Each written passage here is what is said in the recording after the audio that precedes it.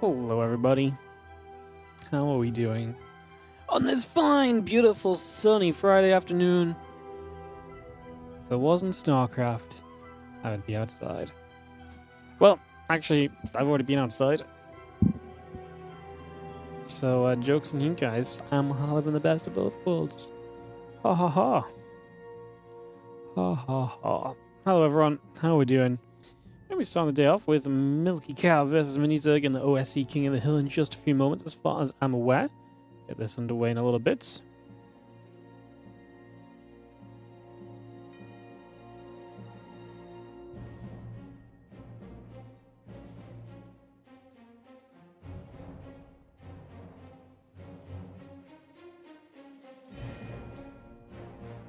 Do bum bum bum.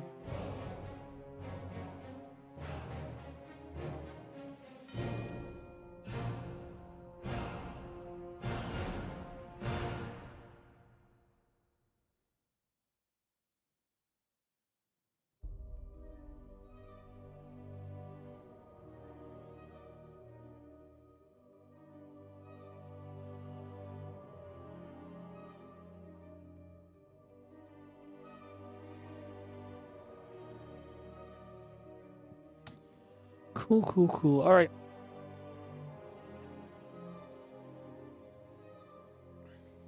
Yeah, just waiting for our players to get their vetoes and stuff sorted out. It's King of the Hill, which means that the winner stays on.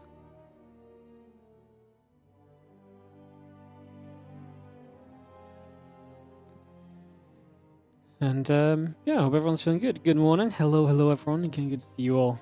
Good to have you with us. Excited to jump in. Who's playing today? That's the best part of King of the Hill. We don't really know. I have no idea. I just, as every player sort of shows up and comes in, you know, as we get the next matchup told to us, that's when I figure out that someone is actually going to be there and playing. So, yeah, we don't really know. Do I sound weird today? I feel very, I feel like I'm overhearing myself in my ears, or I'm like a little reverby. I don't know. Probably just in my head. Probably just in my head, to be honest. TBH. So yeah, there's no information because basically players are just signed up with OSC and then they get kind of sent out one by one. There's no like specific list of players. There's no kind of exact kind of, oh, this guy's going to be coming up next, etc. Stuff like that. So yeah. So yeah, that's kind of just a thing. Kind of just a thing.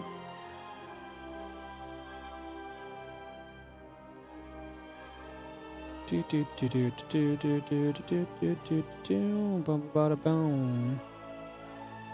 yeah, we're just waiting for Milky Cow and Mini Zerg to kick us off and away here, guys. Shouldn't be too long, just a couple seconds.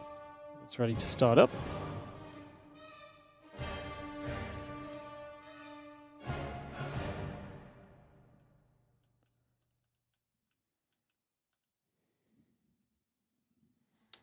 And yeah, the vetoes have come down apparently. The maps are being loaded.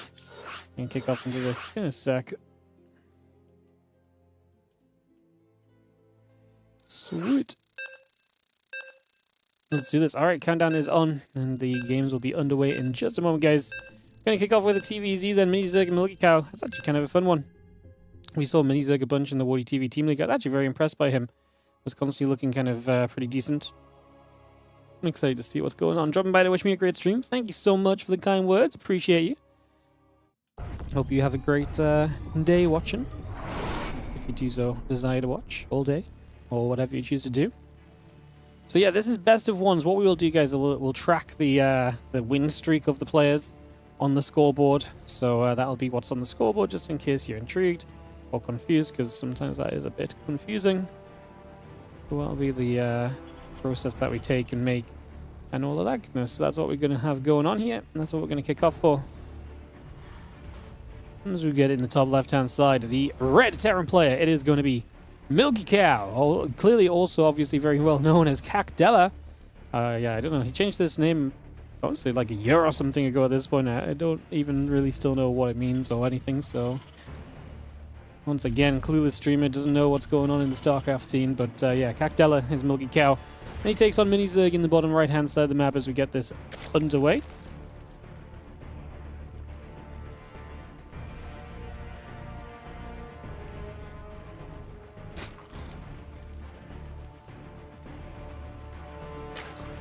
So yeah, an opening game. My barracks coming down, a couple of bits and pieces coming across. Nothing too crazy or anything just yet. First few moments looking very standard here.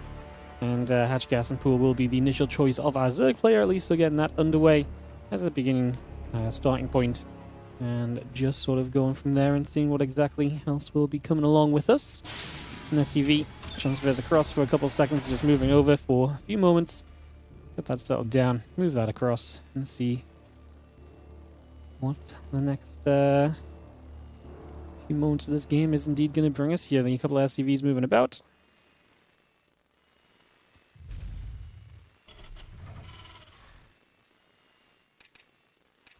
Overlord just coming across the map as well. Again, really nothing too crazy about that. Everything really still just looking kind of as you'd expect it to for the moment. So very, very standard here.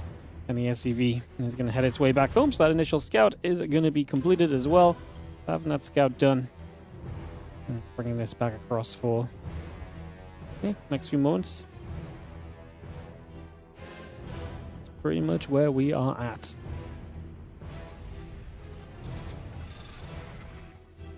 Plans in the factory continue to come into place then, so I'm just going to get that on the way up. The SCV back home.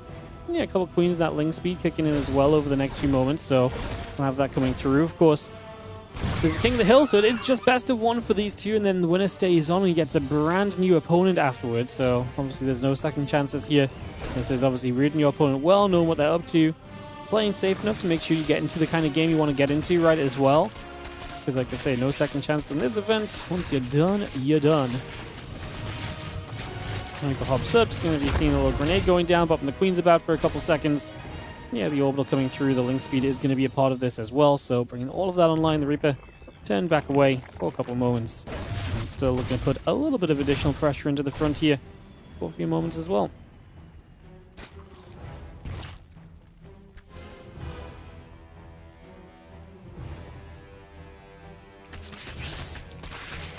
Couple queens still gathering about. Aliens on the way through, the rest of this coming over as well. There's going to be seen, the couple of lings actually going to be able to get a bit of a chase on this Reaper for a couple of seconds, so again, be able to turn that away for at least a moment, if nothing else.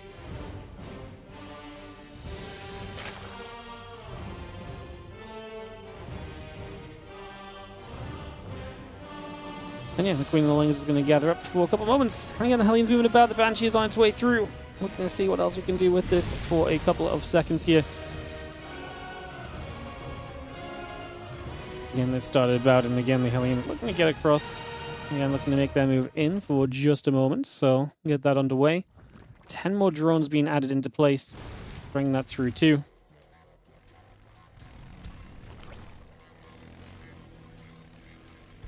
And that's kind of where we're at right now, is you're just going to be seeing that Cloak and the Banshee coming up. Bane Nest and the Lair going to be accompanying this as well, so again, we bring that online as well as everything else. So again, bringing this up, getting this rolling. Yeah, Bane Nest, Lair, a few Spore Crawlers being added into the mix with everything else. Bringing the things through that we'd expect to see at this sort of stage.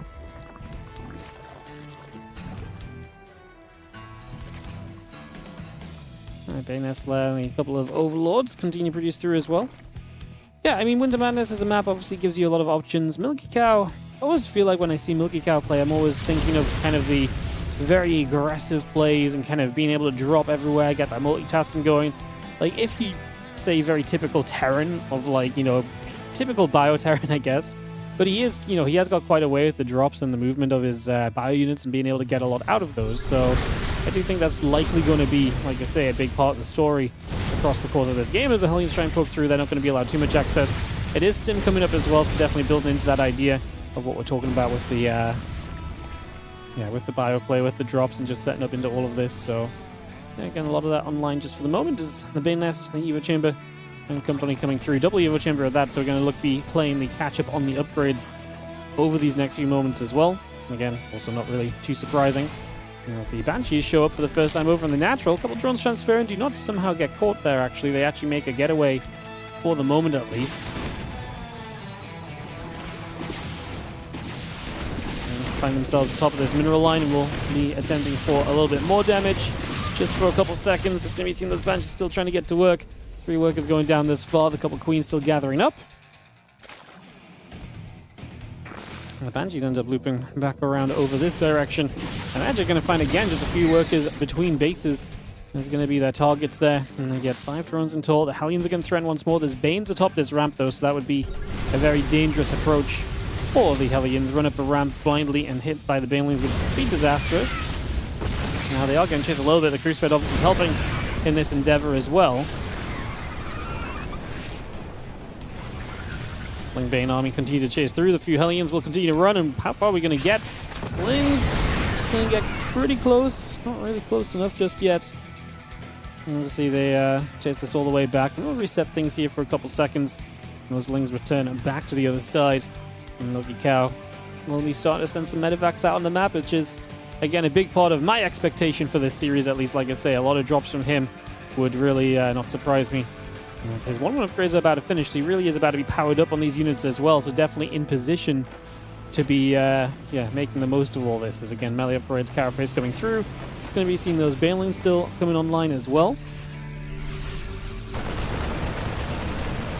Trying to get in, just get an instant drop, cancel on this hatchery, so going to make that a pretty quick and easy grab. The scan coming about, so we obviously are able to get some of the creep spread that goes along with that as well, so very comfortable stuff there. I'm just going to be seeing those Marines, medevacs loading back through. Ooh, dropping straight into the Queens. Gonna lose a medevac, so that's a little bit haphazardous, isn't it? A little bit crazier than it maybe should have been. Yeah, a little bit of risky play. Dropping into the Queens, not a good idea. I think we can summarize from this one. And now the Lings are going to come back across, and the Marines are once again going to have to lift up and evacuate. So Milky Cow, not the best of opening drops, just because obviously didn't expect them to fly a full medevac into the Queens, and that does take away your momentum and a lot of what you were getting set up to do here essentially in this game. So a lot of that now disappearing. Like I say, being stripped away from you. You are going to get this hatchery kill here though as well. That's again a nice cancel. Second time we've cancelled this position, so the more we do that, the happier we're going to be. The Marines still unloading and firing up once again. The Ling being taking even more damage. Quite a lot more being done over in that direction too. This hatchery going to go down again. It's not going to even be cancelled. That is a kill on the hatchery. So again, pretty big deal in the grand scheme of things. Marines and the Hellions run back up toward the top, regathering back here toward this orbital command, and just resetting ourselves for a couple of seconds.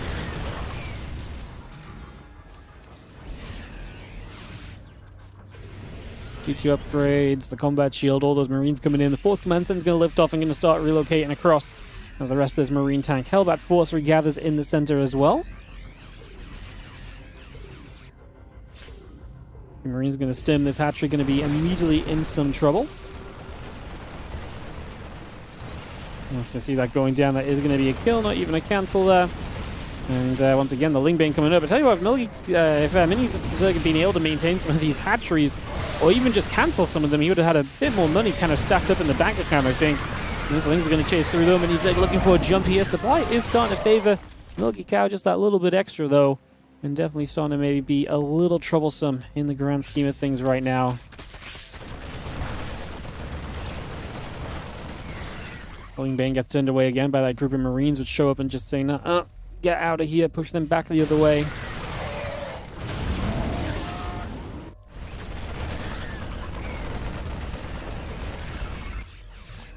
Marines still gathering through. We're just going to have the medevacs again there to help us out for a little bit, and the tank's still firing. A couple drones going down. 10 SCVs have been killed so far. The Ultra Cavern is going to start building. The adrenal glands and T2 upgrades coming along with us for the journey here as well.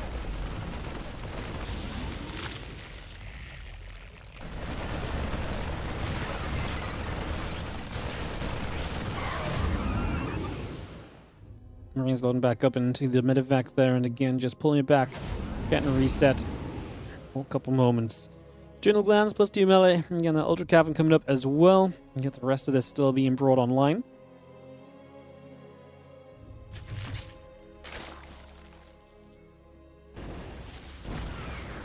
Plus 2 melee. Adrenal glands. The Banes are going to come crashing through for a bunch of SCVs. Actually, that's going to be 14 SCVs. A nice way for Mini Zerg to actually take some of the attention off of himself and put a bit more of it back onto Milky Cow, because this game had been going quite nicely in Milky Cow's favor. You can see the supplies and the pressure he's got applying, right? This is why we're saying it's feeling pretty good for him. It straight up, this is very good for him, and it still is. That has not changed. necessarily, but obviously it's a little bit better for Mini Zerg having killed some workers and slowed his opponent down at least a little bit, right? So you definitely get at least a bit of a reset going in on that.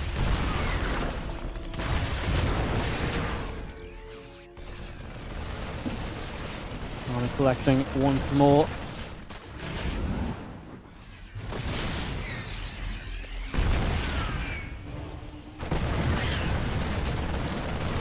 And it's going to be into this natural. Obviously, this is a strong position, but maybe the Ultras can help us to break free. Definitely going to be one thing we can look toward as a potential saving grace in this scenario right now. We've seen the Ultras going to get turned around, though. I mean, the supply just is not there. It's going to be the seeming cause of downfall on the side of Mini Zerg. I mean, again, a few more Ultras showing up, and with a few more Ultras, maybe I want to believe a little bit. I'm going to have like a little bit of hope at the very least, right? I'm not going to say it's like feeling super crazy, but it's something.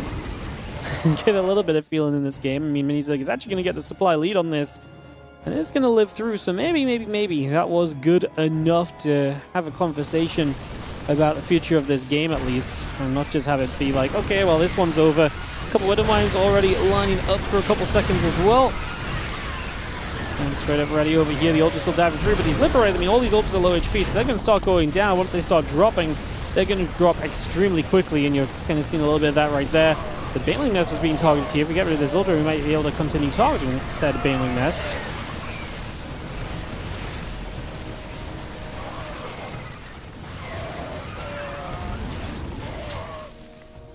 And again, the Baneling Nest lives. The Ultras being taken down, though, and again, that's my issue now, is that we've lost quite a lot of these Ultras. Those are pretty sizable units to be losing. Like, these are units which we would kind of prefer to keep alive, obviously. And without them, it's going to make life a lot more difficult. A lot harder to really stay in this, essentially, than is Mini Zerg. Those Ultras were a little bit of your lifeline into this game still. Like, a little bit of the way that you might have been able to maybe possibly still make a couple of things happen overall here. Things running by. I like the run bys. I like the harassment we brought to the table. Just wondering if, of course, this was also just a little bit too little too late kind of scenario, where maybe some of this harass could have started up a little bit sooner, and it could have been a very different story instead of what it is right now, which really is a case of just, like I say, I think a little bit too little too late. The 3-3 upgrades and the ghosts continue through, so we're going to keep bringing those about.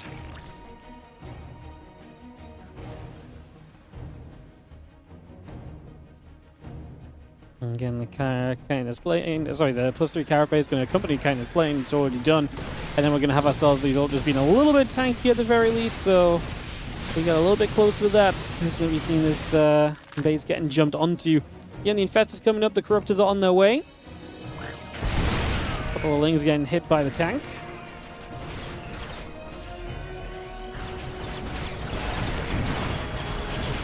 Now these Ultras are going to dive onto this planetary fortress. A couple of Ghosts going to try and snipe their way through for a little bit of bonus damage as well. And the Ultras still being chased away. Obviously, a nice couple of snipes there to kind of help us along the way with all that.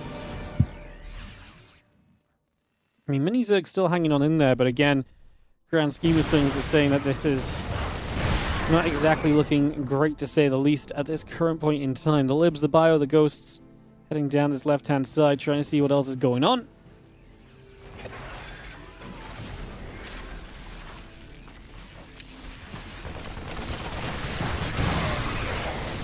Couple of Widow Mines going to be firing through. Ultra's taking some damage right away. A few shots coming about. We are going to be seeing the snipes continue to come down onto everything here. A little bit extra being done just for the moment, as we are going to see the Marauders still coming by. The Widow Mine's going to burrow.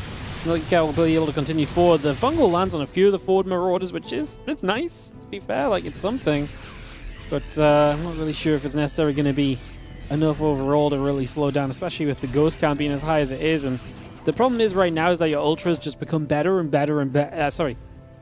Well, yeah, okay, let's say it like this. They become better and better and better at being sniped down and dealt with by the Terran player. These Ultras do not really... They don't keep improving later into this game, essentially, I guess, is what I'm trying to say. Just going to be seeing these Ultras still trying to drive through. The Cryptids in the sky going to get after the Liberators. Just going to be seeing the Libs are going to hold their ground. And the Milky Cow is going to look good for game at number 1 of the day. in this OSC King of the Hill event. 15 best of ones will be played in total, by the way, guys. And that is obviously the first going the way of Mr. Milky Cow. So Milky Cow gets off to a 1-0 start. And obviously, it is just best of ones, but we'll track his win streak essentially as we move through. So it's going to be his 1-0 start, but a long way to go yet.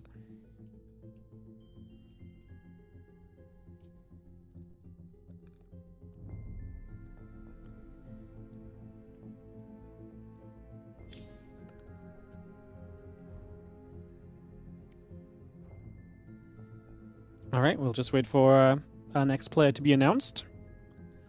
Will Geralt play? Probably not. I don't think Geralt's ever played an OSC King of the Hill.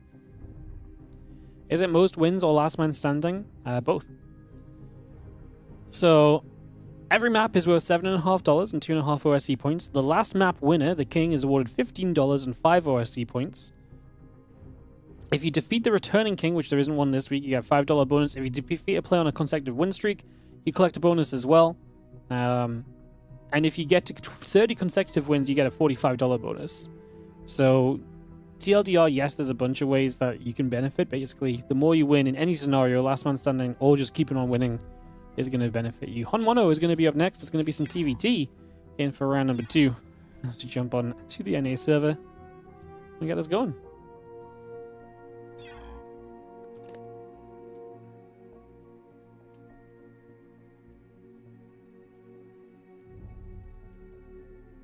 All right, right here on the NA server, we'll just give it a couple moments. It's ready to start off.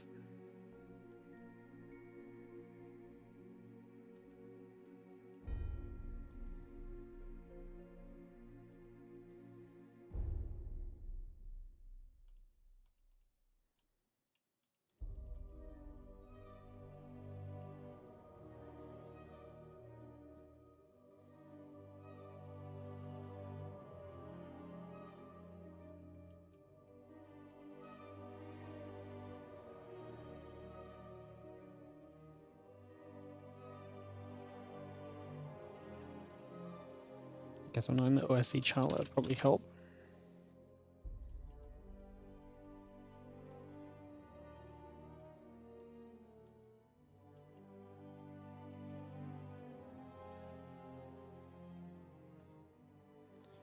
Alright, looks as though we've already got a map being hosted, so we'll get this on the way. Get ready to kick this off in just a couple seconds, get this on the way for you guys, and head into this TVT. Hmono, going to be playing Milky Cow. Hmono's pretty good. Would I favor Hmono over Milky Cow? That's actually a really interesting question. I wonder if they're fairly similarly matched. I know Hmono sometimes gets up to some cheekier kind of builds and stuff, so maybe that's something to kind of think on here. Yeah, we'll see what happens. 10,000 feet coming up. Be underway in just a couple moments. It started very, very shortly, guys. Give it a couple seconds.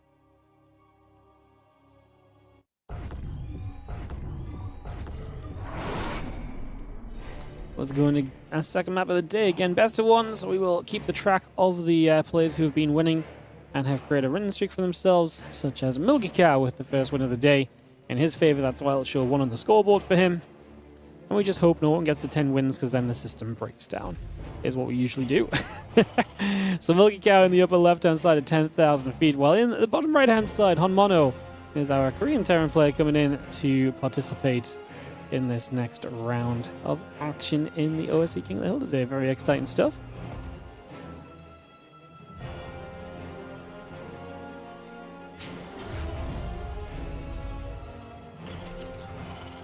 See what our guys are going to set up to bring us over the course of this one.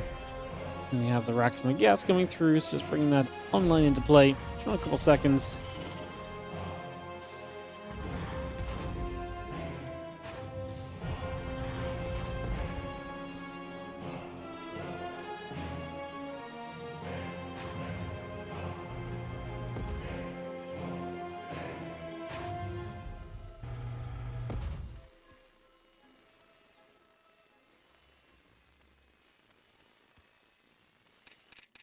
Alright, an SUV coming across the map from Milky Cow. So he'll scout initially. Most importantly, maybe most notably, there's nothing actually coming across the map other than that 4 seconds. So actually, initially here, it's pretty macro focused. No one's looking to be too cheeky or anything with their initial build. or anything along those lines.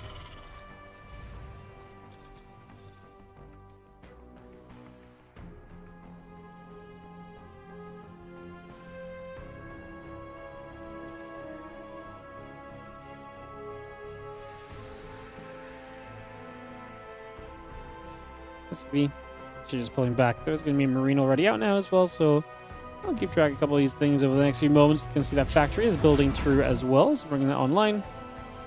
And that's going for a couple moments.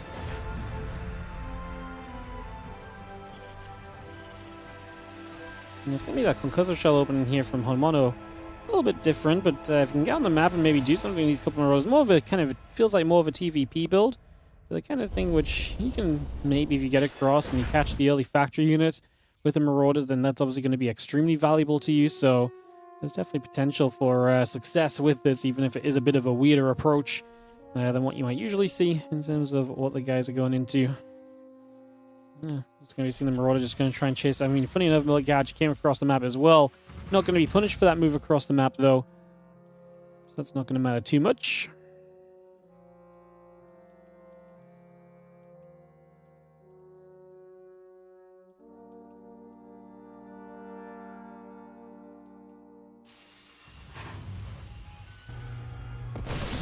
Oh, Marauders actually do catch the Marines here, so those Marines being on the map actually do go and get a little bit punished in the end.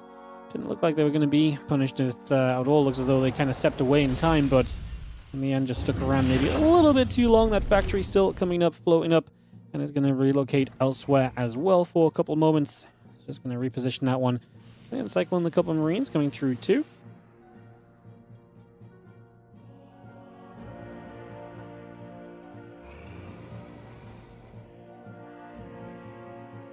Those Marauders join together for a second.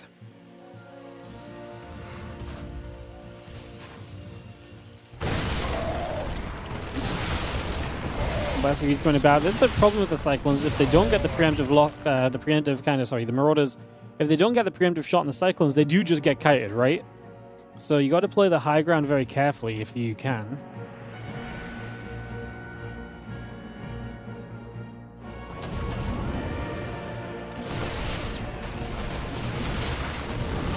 Marauders still coming through. Just going to have the Cyclone going to be there as well.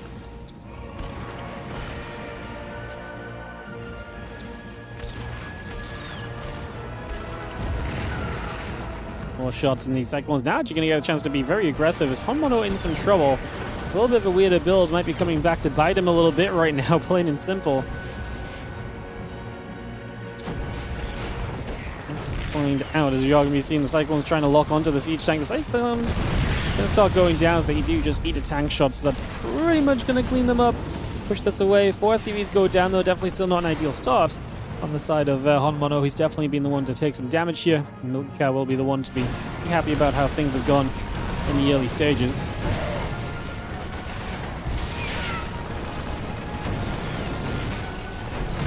Milky Cow coming forward with more aggression, but there is such a thing as doing too much. And I do fear that doing too much is going to become very apparent on this scenario, because you can see it kind of right now, just a lot of units lost in the end, and Hmono able to make a defense of this. So what was a pretty good position for Milky Cow is maybe just a few units wasted and not really enough of an advantage taken over the course of that, unfortunately, putting us now in perhaps even a little bit of trouble following on from that. So not ideal. A couple of Vikings and tanks still coming through. The Raven and Interference Matrix coming up as well.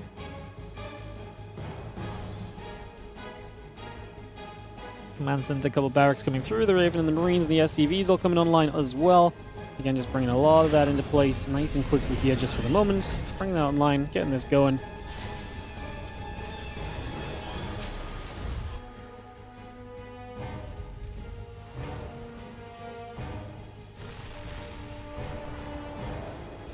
A couple of tanks and the Marines. I'm just going to be stepping forward again.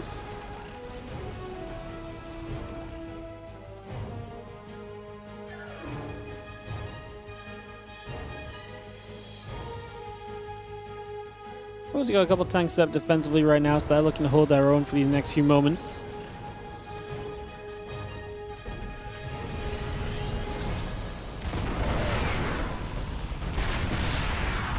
A couple of Ravens overhead. Marines going to be there. The SCV's pulling back a little bit as well.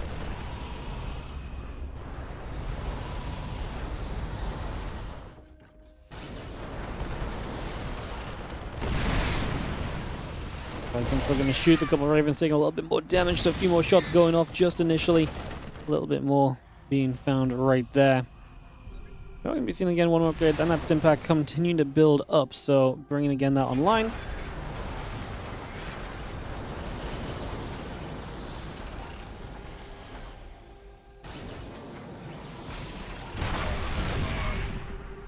Vikings joining the Liberator up in the skies.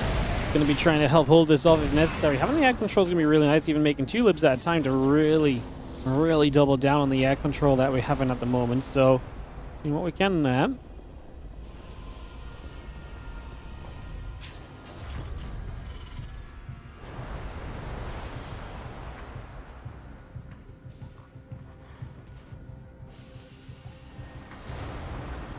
We're going to try and move forward with this smaller group of units. We are going to see the Vikings obviously will dominate a lot and having the Liberators to play defensively. I mean, that said, the bio does get underneath. That's what's making this kind of a weird scenario. And in general, the Ravens get some auto turrets down, so Milky Cow is going to put a lot of damage out. There's not a lot of kind of follow-up really being done. Not really too ideal of a scenario through and through. Pretty laid-back little situation, realistically, at the grand scheme of things.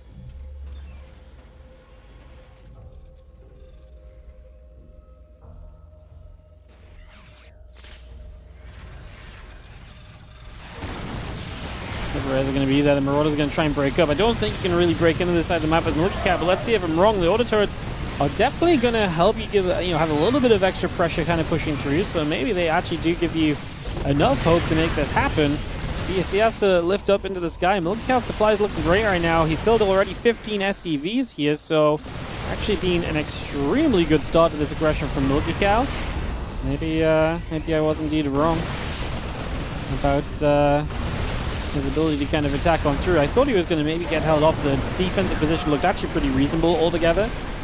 But like I say, clearly not actually good enough just yet, as SCV's having to still be pulled in. Really is just a sign of where this game is at.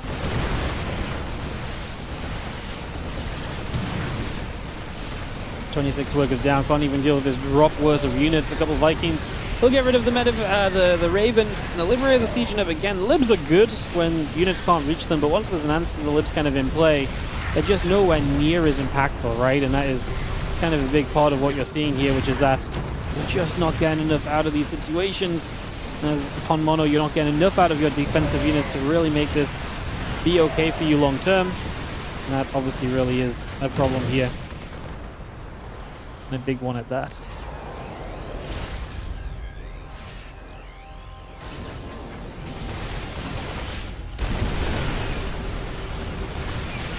By just going to come straight forward, just going to jump onto this orbital command. It is going to be one of those being gotten rid of straight away. Now the Vikings, the Liberator, still gathering up for a couple seconds. Hmono will just say GG. He realizes he doesn't have enough to keep on hanging in there. And that's going to be our second game of the day, going to Milky Cow, who gets off to a 2-0 start for himself in this OSC King of the Hill action. He gets off to a blinding beginning, exactly where he would like to be so far, it would seem. Obviously, the more wins you get, the better off you're going to be. The more money you make, the happier you are with your performance on the day. Cool. I just run another round of ads, guys. We're just early in the stream, so between these matches, when we have server hops and stuff to do, we'll just take a moment. It's going to be Papy up next. Wow, I've not casted Papy in a hot second. A Polish Protoss player who, used to quite often, I guess, kind of be very present in the OSC events, which is obviously what this is today, OSC King of the Hill. Edition 245, by the way, which is just crazy, just how many of these things that they've run pretty much weekly for almost 5 years. Shout out to OSC continuing to bring top-tier StarCraft 2 content to the scene, and most importantly, giving people of all levels kind of stuff to participate in, I think is one of the most underrated parts of the OSC system in general. We talk a lot about it, of course, at the start of every year when we do the OSC Championship. We've actually not done much OSC stuff since then, but not for lack of love, just busy times. A lot going on. Sometimes other people can cover the OSC stuff as well and so on, so yeah, not for a lack of love, just we've all been busy. You might have noticed we ran a few StarCraft 2 events on the stream lately. So yeah. Was just a case that, wow, nice fast videos. We're going to go back to Winter Madness for this game, so bring this straight up. And can Milky Cow extend his lead? I was going to say we need at least a caster in here. They started up, but they realized it before I even had to say anything, so look at that resolved our caster again, and we should be good to go.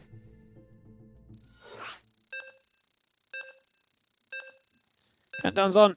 Let's send it, guys. Again, welcome to the stream today. Hope everyone's feeling good. Like I say, it's a beautiful day here in England, which is a rarity.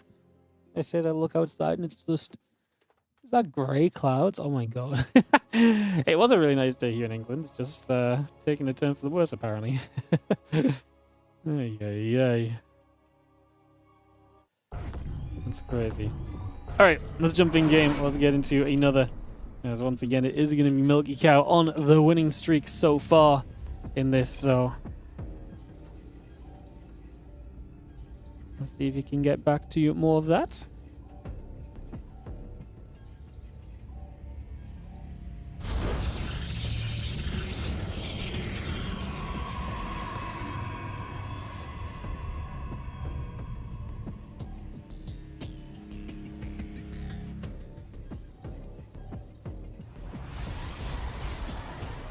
Papy in the upper left-hand side is going to be our red cross player. Looking down the bottom left will be our blue Terran. And get this game up and running.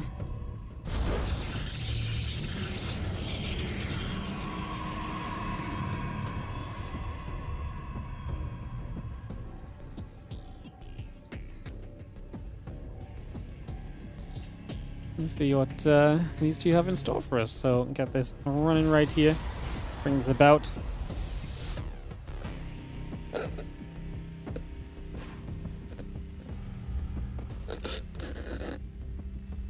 God damn it.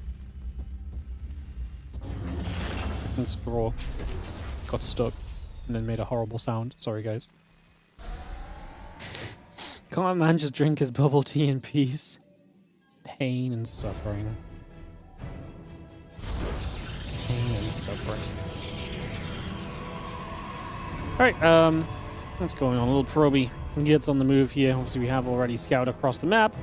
Scout across the map has been chased away by an SCV, so everything on the map looking fine and dandy. And it's going to be a Marine first rather than a Reaper.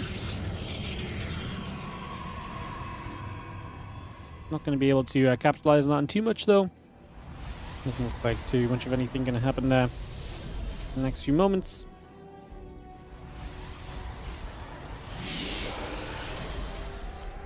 As can be seen that next is Chrono boosting along. Probe still being brought out just for a couple moments. So again, bringing that out. Bringing that online. Warp Gate and the Stalker still coming into place. Again, Stalker coming through. Warp Gate building up. Couple of probes. Chrono boosting along as we speak. Just going to see the probes still cranking out of here for the next couple of moments. And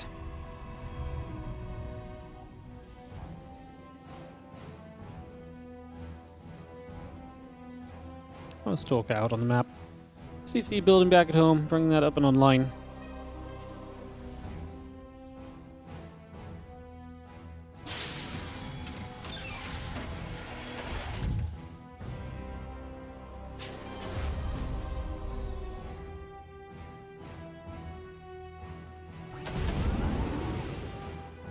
And bringing the warp gate all coming on the line there, so just going to bring that through. Just going to be having ourselves the orbital and company coming up as well, so bring that about, get that started.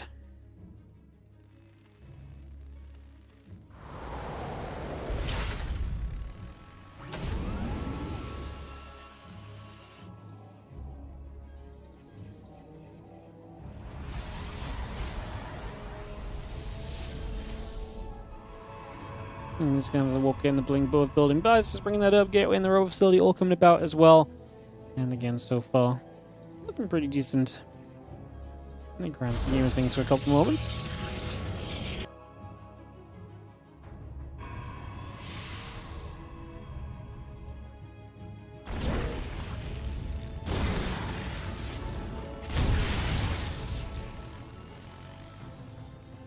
Well, Stalk's pulled back the other way for just a couple seconds as well, so again, pulling out of there, repositioning things just a moment or two.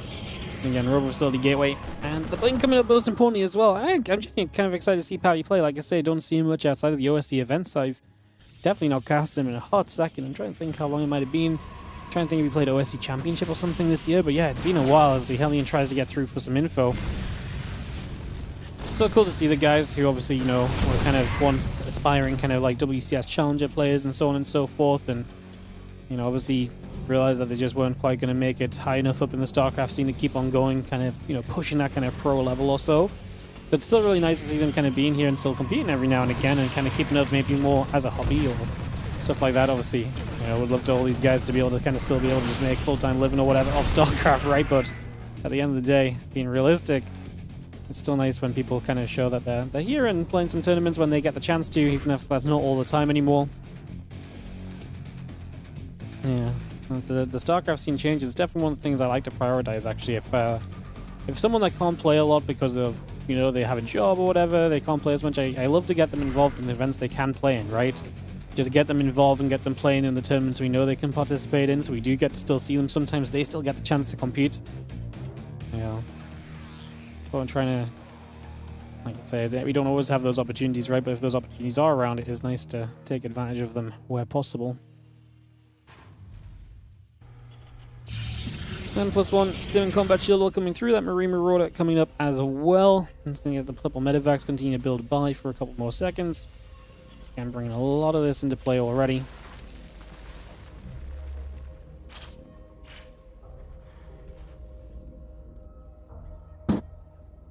And the same combat and +1 coming through. Now I just punched the microphone. I'm really trying my best to make the sounds on the stream as terrible as possible today. I'm sorry, guys.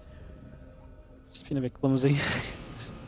Trying to scratch my face, and the next thing I know, I've just bonged the microphone off. Oh, yeah. But Marauder's going to try and fight these Stalkers with their blink. Going to start trying to put some damage out, so they get straight through. Going to try and, like I say, be effective where possible here. Initially charging the armor upgrade, continue to produce for a couple seconds. Let's bring that about.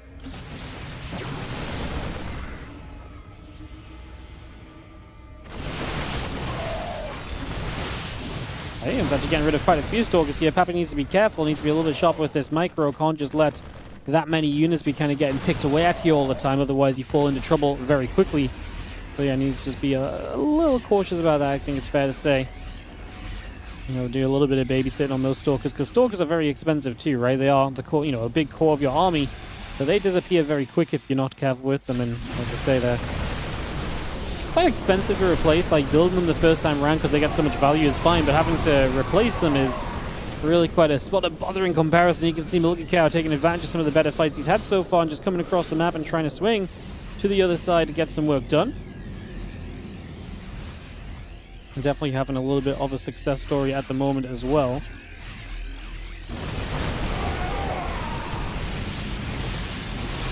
Fire still pushing up. The Archon's going to be there. Looks like that Bioforce still spreading out. A couple of the Zealots getting chased away.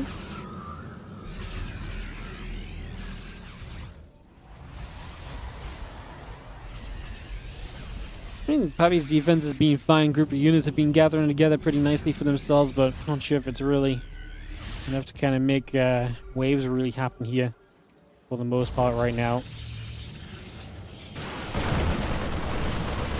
You see the Marines actually getting over here as well, and that's just going to be something else that Papy is not quite in position and ready to deal with immediately, and hence in some trouble once again.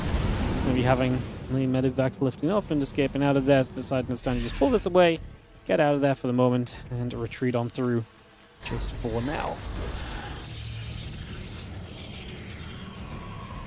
Storm +2 armor, both building up. We see the armor upgrade, the Marauders, and the Medivacs continuing by as well, so again, bringing a lot of that online currently. And that's putting a lot of that into play. The bio units and the auto turrets in the back. You can see the rest of the probes kicking off. Just going to see the few Zealots going to try and get through there. The Assimilator and the Nexus still taking damage as well. A couple more Widowmine shots going right in toward those units. Getting a little bit more done. Trying to get back up this ramp. The Archon Sentry Immortal Force coming back the other way once again here. And it's kind of pushing it back. Obviously, we lost so many workers, though. I think in the grand scheme of things, you're pushing this back, but at an extreme cost, right, is the real issue. Like, this has just straight up been expensive at the end of the day, so yeah, not ideal, unfortunately.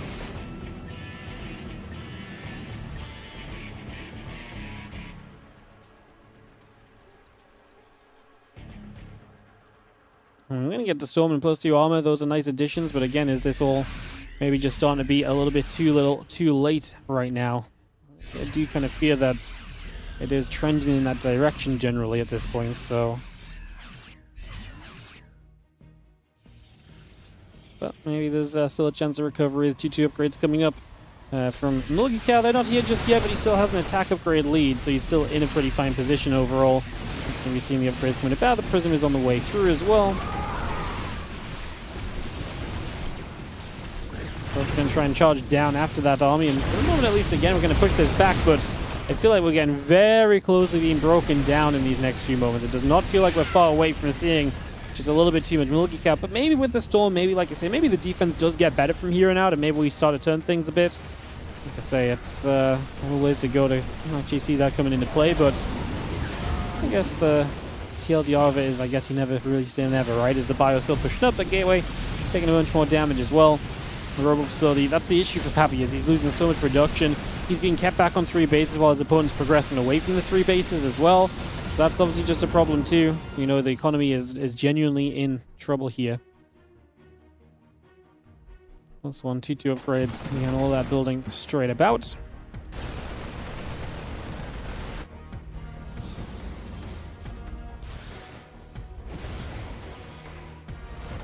Let's see, I mean, nice counterattack, but there should be a lot of bio back at home. Army supply actually does go in Papy's favor for a couple moments, so maybe there is something of a chance compared to an expectation I had.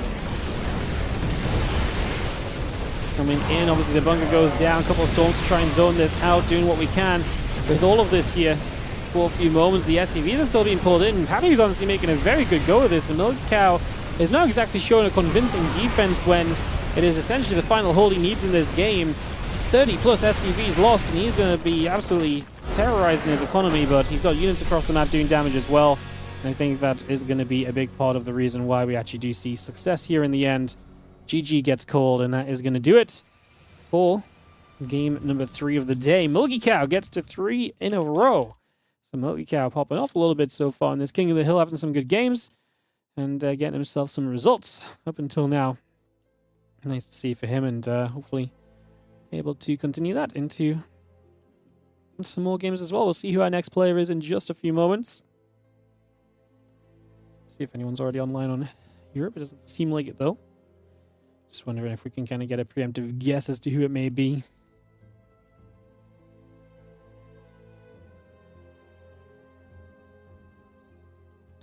Not quite yet though. Not quite yet. I'll let you guys know as soon as I hear anything from who the player is going to be as well, so you guys can know who we're about to watch. And again, how's everyone doing? Welcome everyone. If you watch on the YouTube, do not forget to stop in and say hi. And also, if you are already on there and you're signed in, don't forget to hit the like and the sub button. Always appreciate it. Goes a long way. Free to do. Helps us out massively on the YouTube. Helps things to keep going in the right direction. As Milky Cow has hopped. I've not had a message yet to confirm a server hop, so maybe he knows something that I do not. I guess I'll let you guys know as soon as I know what the current dealio is. Milky Cow equaled his career best win streak of 3 maps. Wow. That's one of the cool parts of OSC as well. Such a long-standing event that tracks all of its results and stuff. So you get all these cool little stories, little mini stories over the course, you know, just on random days. So yeah, best Milky Cow's ever done in a King of the Hill right here today so far, guys. It's cool.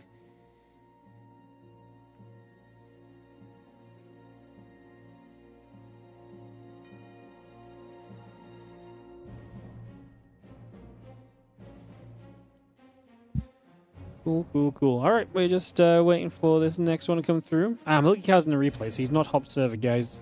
He's just in a replay, so he's not necessarily working with information I'm yet to gather. He's not sneaking away just yet. He's not sneaking away just yet. Okay, good to know.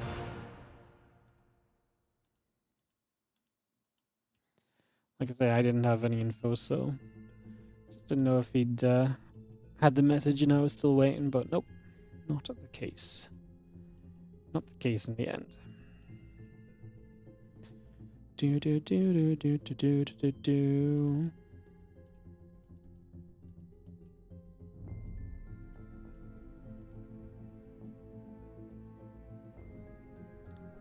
So Yakov hosted a lobby. Is that with Milky Cow, or is that just for some other event, maybe? Maybe he's just playing some customs.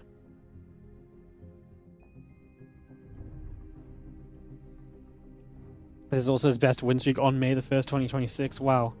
You know what? I never thought he was going to be able to do it. Not on May the 1st. You know what they say about May the 1st? Probably nothing at all. But, yeah, probably just really nothing at all, actually. Yeah. No, Yakov's in the game already, so it's not Yakov. I'm going to slowly eliminate people of who it could be by who's in game and who's not in game and stuff. Just chilling, guys. Obviously, a couple minutes we'll know who it is. They'll get the video sorted and we'll get this next match ready to start. Here in the OSC King of the Hill, like I said before. Excited to be here bringing you guys the games. Oh, Milky Cow has a lobby, so I guess we're about to see FLL Click from the Elfin clan. Is this Elfie? No way. Is this Elfie? That'd be wild.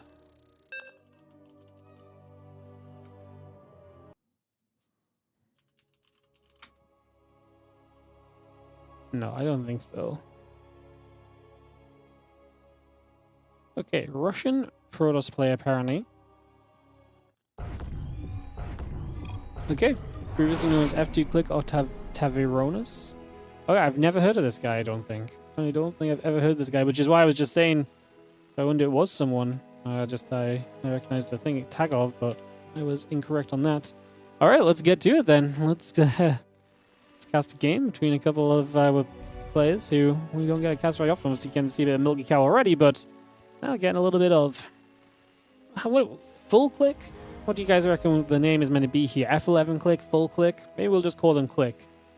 Oh, F2 click. I'm so dumb. Yeah, F2 click. Duh. It's F2 click, a Russian player around 5.3k. Thank you, Nico. F2 click. All right, I just haven't heard of them, so that's on me. Being a little ignorant of a couple of players that I've just not seen before. Or at least this player who I've not seen before. Yeah, F2 click, like I say, I hadn't heard of him. Alright, let's jump in and see what he gets up to as we kick this one off. I probe straight across the map. Well, definitely I would have Milky Cow as a favorite in this, but that's a cool part of OSC. Anyone can play. You know, get that OSC Elite membership and sign up to these King of the Hills if you want to play as well, even. So, yeah, get involved. Come take part. It really is just a lot of what OSC is about at the end of the day. Let's have ourselves the probe. Nibbling at that SCV early for a couple moments.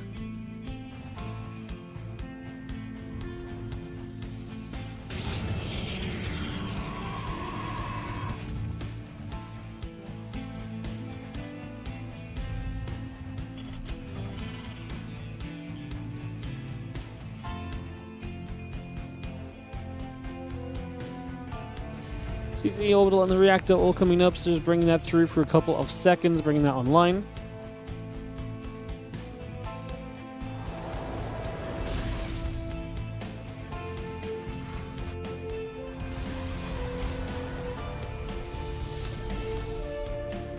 Next coming through for a couple of moments as well, just bring that online. Again, factory reactor coming in for a couple of moments, bringing this into place. And everything's settled.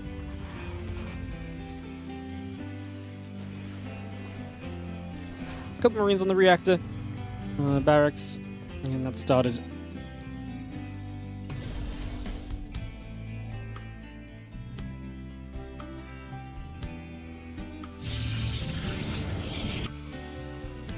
We have Tricounts in the Sentry and the Warp Gate all building up as well, so bringing just that online.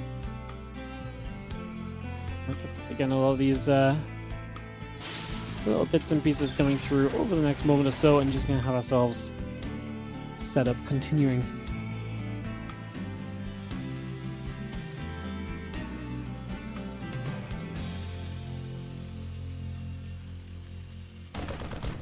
Hallucination, we'll check to see what's up. The Twilight Council is going to be the choice for nothing really crazy from our Protoss player, looking pretty standard. In the first couple of moments, the Hallucination gets right into this base to see exactly what's going on at first, and yeah, pretty happy to get a full Hallucination scout like that. It's gonna go a little ways towards helping.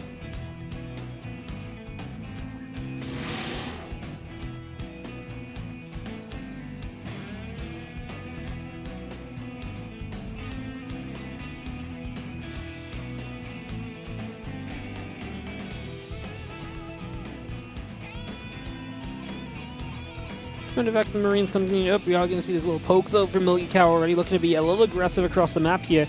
Mining the Medevac coming through. We get the additional barracks added as a part of this as well, so you already see that coming straight into place right now.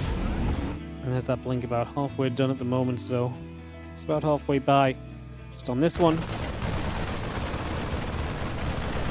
The Marines is poking onto the Nexus here. Just going to be putting some damage onto this. It's taking a few more shots of damage. Wouldn't goes off, hits the Stalker. Wouldn't still being picked away at. It's just taking a little extra for a few moments. You'll see the unload of another couple of units coming by also.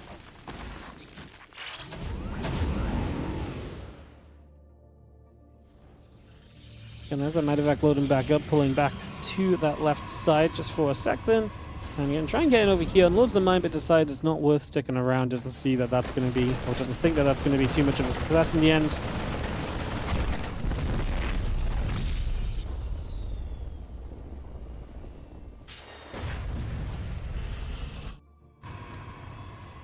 Stalker's going to pull back to the right side. I mean, we've handled this pretty well so far. Resource loss at 25 is just a cancellation. Not bad at all to start things off here, essentially, as we now have the few Marines and the Wood Mine unloading again just this side. You see that Nexus coming through. The few extra Stalkers are going to show up over here as well. Just trying to get in after that Medevac, trying to see if we can do a little extra. The Raven coming back across too. Once again, just setting that up. Try and create a little bit of success here, potentially. Over these next few moments, the Medevac being chased by those Stalkers. If we could grab it, then amazing. Well, it's never going to be a bad thing to get rid of a Medevac, right? So, take those if we can have it, as we just have the, again, rest of the bio upgrades coming into play. Milky Cow going to be powered up in the next couple of moments, you'd imagine. Just going to be dropping a recall back home with these Stalkers. Just wants to get them back. Is maybe afraid of, like, a drop or something he's not seen. We don't see anything on the map for him to be needing to recall for, but maybe just a little unsure about this scenario. Or did he just want to kill the Raven? Maybe catch the Raven off guard? Raven's not expecting anything to be there, so you get a bit too committed and then it goes down. That could have been the play. Could have been the case.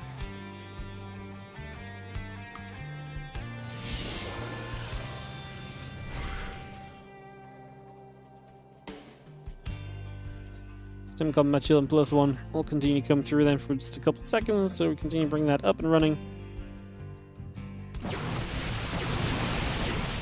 We're going to have the few Stalkers gathering back around again, so just going to be still poking and trying to get damage where possible. And F2 click actually put on a hell of a showing so far. Definitely not a bad first effort.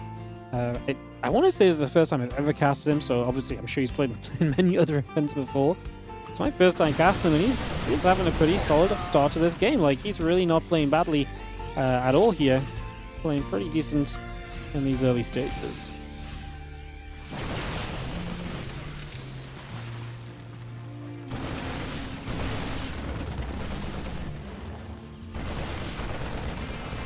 Just still coming through.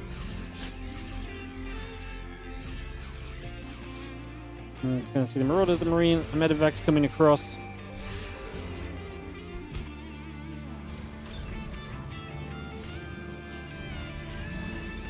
Yeah, I see a couple of Zergs actually diving in this mineral line here as well.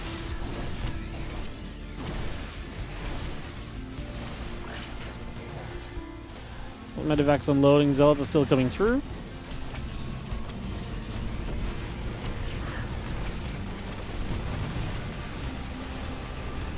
See the bio running up, going to get rid of the prism, so actually going to be able to grab that for a couple of moments, so actually going to be able to knock that straight down as well. I mean, we're dealing with this well. Obviously the idea of putting some damage out on the side of FT Click is not a bad thing, but Milky Cow handles it well enough. Milky Cow still 14 workers behind those, so the economy is not exactly booming or anything for him.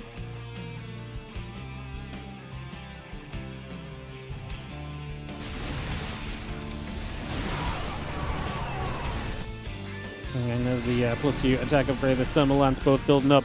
Just going to see this bio army coming back around once again, so just resetting ourselves here for a couple moments.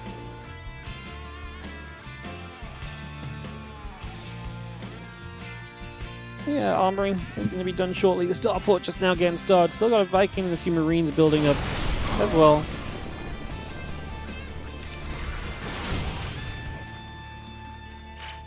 Extra Stalkers, extra Zealots warping in. It's can get rid of the Forge. Didn't know that +2 attack upgrade that was coming online. So that's nice. The drop play starting to add up a little bit. Definitely being a little bit of the breakthrough that you maybe needed here as Milky Cow to kind of create a little bit of space for yourself. F2 Click has continued to keep himself in this game, but a few probes going down the drop, seeing some success, definitely gives, like I say, just a bit of love back to Milky Cow in terms of who we favor, perhaps, at this point.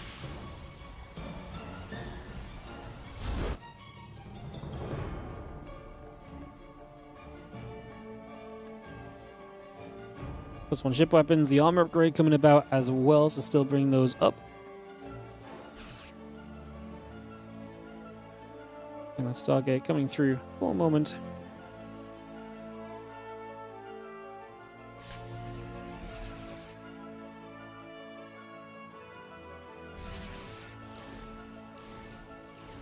It's going to sit there. Bioun's are going to jump onto the Nexus for a couple of moments as well, so damage onto this already. This Nexus is going to go down. The drops are really going to be starting to be the kind of the deal breakers in this game. They're starting to make the difference already. Getting quite a lot of work done, getting quite a lot of damage done over the course of this. This old Archon still collecting here. This group of Medivacs is maybe a little bit stuck, but that's fine if you're still kind of making progress elsewhere. And you've just cancelled and killed off the 4th base. So that really is, you know, seeing success elsewhere. So you're kind of fine. Even if those Medivacs are stuck, now we take the 4th base drop, take it into the main base. These dudes are going to try and make a move. I'm not sure they'll get far enough. I actually like if they maybe just turned around. Maybe we're a bit afraid to turn them around, that they'll just kind of end up kind of falling and not really achieving much of anything in the end. Pulling back over, just going to see the Fusels are going to charge up as well for the moment. Bringing that straight across. Medivac still being chased away. And again, just being pushed back for a couple seconds here. We do have the Viking Marauder Marine Army. He's in the production tab. Milky Cow loses a bit of this drop play, right? So it's not like this was a perfect scenario. He's going to lose a few units, but he's back onto now the 3rd base, and obviously you can't really go losing the 3rd base in this scenario. That's probably going to be way too expensive of an endeavor, unfortunately. So yeah, that part is starting to feel rather troublesome.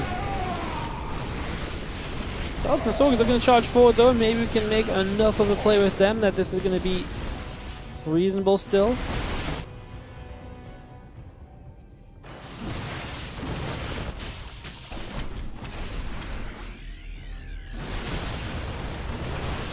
It's a lot of Protoss army, and Milky Cow has a lot of his units and drop across the map. Milky Cow just also has a massive economy lead, so it's not actually a lot of army supply advantage that he's holding here, and that may actually be his issue at the moment, is that he just doesn't have the army to deal with this, or does he?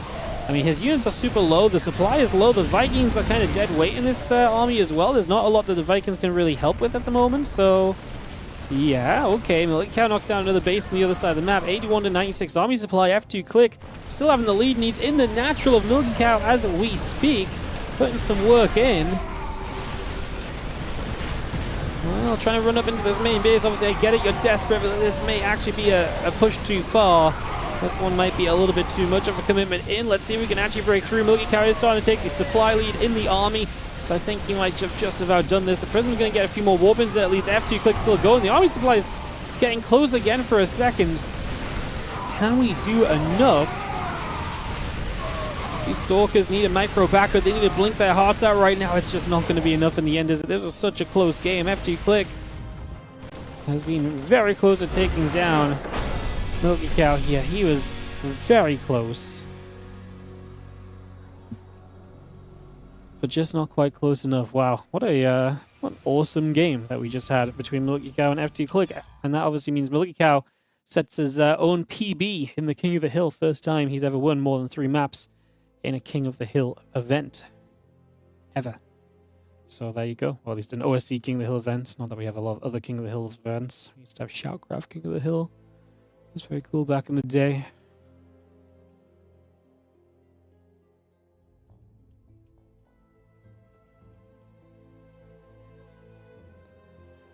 Alright, then we wait for the next players, guys. We're just going to run a couple of the ads. They obviously do help support the channel, guys, so if you are enjoying, do consider watching them ads. Like I say, it goes a long way to helping us. And otherwise, obviously, all the usual stuff to support, but today's not too much of a sellout day. Today's nice and chill, just chilling, enjoying some games. We're already 4 maps deep. Obviously, 5 maps is the third of the way up mark. There's 15 maps. I always think of the 5 map mark specifically as like a milestone, because on Wikipedia, the 15 maps are split into like 3 groups of 5 on the bracket. So I always think of the 5 map marker as kind of like a real milestone compared to anything else, which makes sense as well. It's a nicely divisible number, I guess, 15 into 5. Otherwise, you think of it in 3s, it's a little bit too much, isn't it? There's a King of the Hill event for CIS players called King of Sis. Oh, you know, I remember seeing that. That was a while back, but I feel like I remember seeing this way back when. Very cool. Yeah, King of the Hills, I guess I shouldn't go making statements at King of the Hills, because actually King of the Hills is a very fun format, but the thing with King of the Hill events is that they typically run a bit under the radar, because they're a little bit hard to get viewership for. They generally happen in like quirky, kind of like more fun kind of environments. Obviously, you still have prize money and stuff, but like not on as bigger of a scale. So if there's ever a type of turn I'm probably not in the know about, right, it's probably a King of the Hill, because, yeah. Like I say, that it's just the kind of the way that they're ran, I guess, or the typical kind of size of King of the Hills. It's difficult to run like a big King of the Hill. Like, there's such a huge money investment to run a big King of the Hill. That's a lot of admin work too. Milky Cow's already hosting another lobby, and now he's out of it, but it does seem like we might be playing on Europe here, is the information that I'm getting from this. Unless Milky Cow vetoed with his opponent and forgot to swap server or so. He's no longer in the lobby, but he's going to rehost this.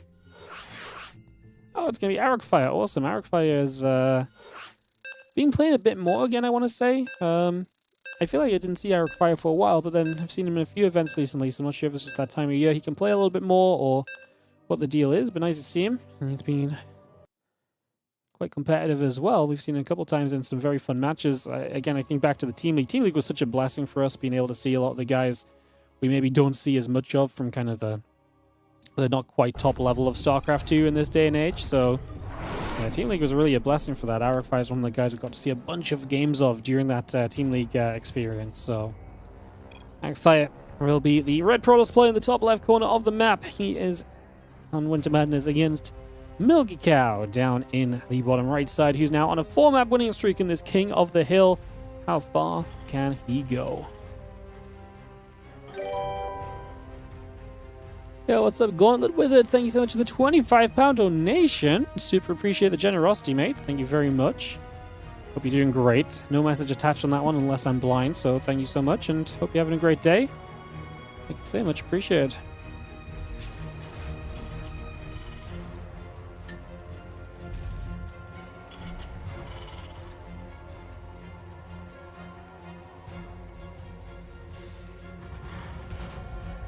Alright, SCV producing up off the command center here for a couple of seconds, getting that on the way.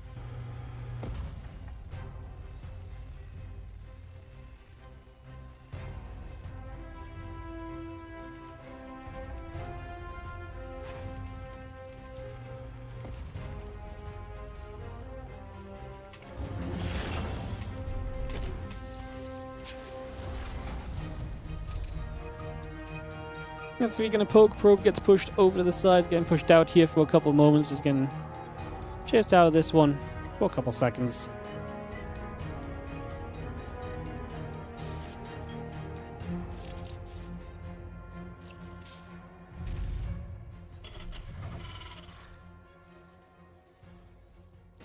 Go back and forth for a couple of moments there, try and see what's going on. Cybercore the next coming up, panel in the assimilator pulling through also.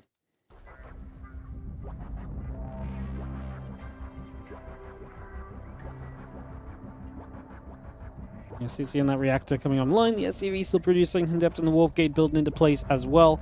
Just going to still see the Nexus. The assimilator continue to come through. And bring a lot of that by for the next few moments here.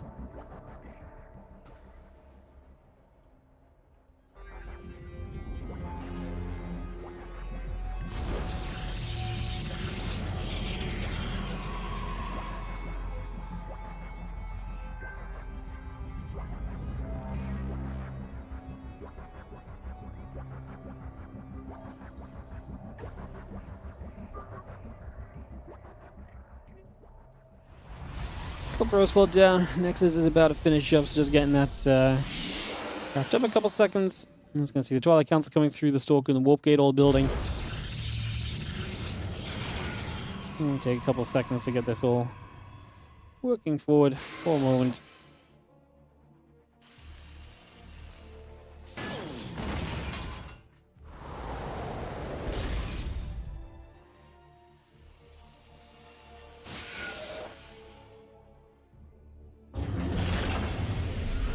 Adept is obviously going to poke around the front. Arcfire on his way to that blink. I think, do I prefer Arcfire as a favorite in this game? This is the first time I feel like maybe Milky Cow is an underdog even on the day. Yeah, maybe. Not completely sure on that exactly, but it might be. Couple Marines, those SCVs coming up. The Marines continue to chase that Adept down for just a second or so.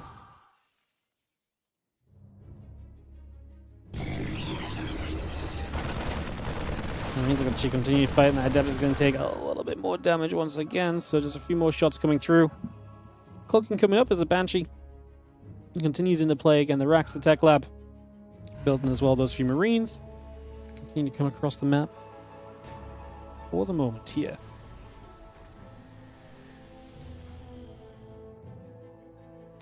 He's having a good old yap on. She keeps going for another minute, guys. I might have to go check on if she's barking at something important. Probably not. She really just barks at anyone, but just she keeps yapping. Like I say, I may go tell her to be quiet. So, pre-warning, I might step away for a second, but not too much going on here just yet. Everything's pretty chill for a couple seconds at least right now. Panel coming up, bunkers on the way, heading on to barracks, the Hellion and everything else through as well. So again, just getting that straight up for the moment. That Reaper is stuck, blocked in by the probe. Wow. That's not a feel good at all. That doesn't feel great in the slightest. That's pretty rough to say the least. Ouch.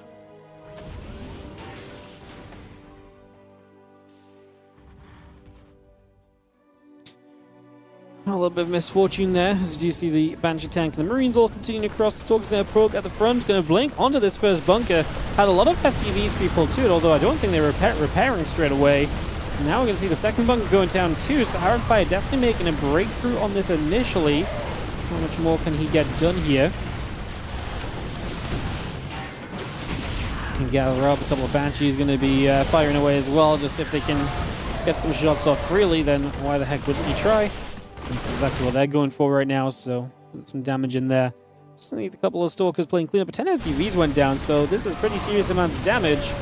So pretty serious damage. Is Milky Cow going to be able to fight back from this a little bit? If he can trade well against these Stalkers, there is that potential of going across the map and seeing success, of course, so keeping that in mind here. For a couple of moments, those tanks still doing their thing, pushing back as best as they can. Again, Immortal is building just for a few moments too. Continue to bring that online. Get that all on the go.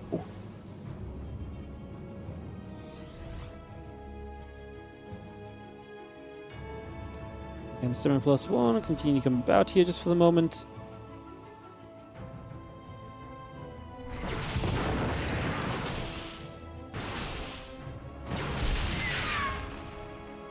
Let's play clean up there. I mean, where are we at then? Arcfire, 5 workers ahead is decent, but it's not super like impossible to play catch up or anything from that, right? So, pretty reasonable position, so I'd say for Milky Cow. Like, definitely a playable position for Milky Cow. Wouldn't say he's, like I say, too overly concerned about how this is going just yet.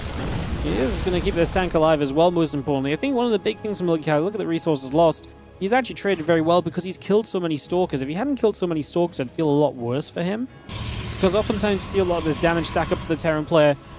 But in this case, we've actually killed enough Stalkers to make it be like, okay, well, yeah, I took damage, but I got some return fire going for myself, basically. I got myself back into this game in a big way. It's pretty important. That's a pretty major plus for sure as well. As you see, Stimpack, Combat Shield +1, all coming about. Medivacs and the Marauders still coming through. We're bringing that up and online. Again, this all on the go. We got a few gates, the Immortal, and the Charge building as we speak.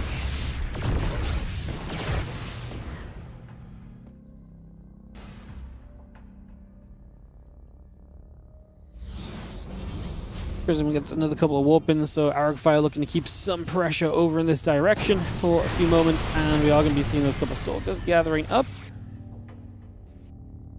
And Immortal +1 on the Charge, all coming by.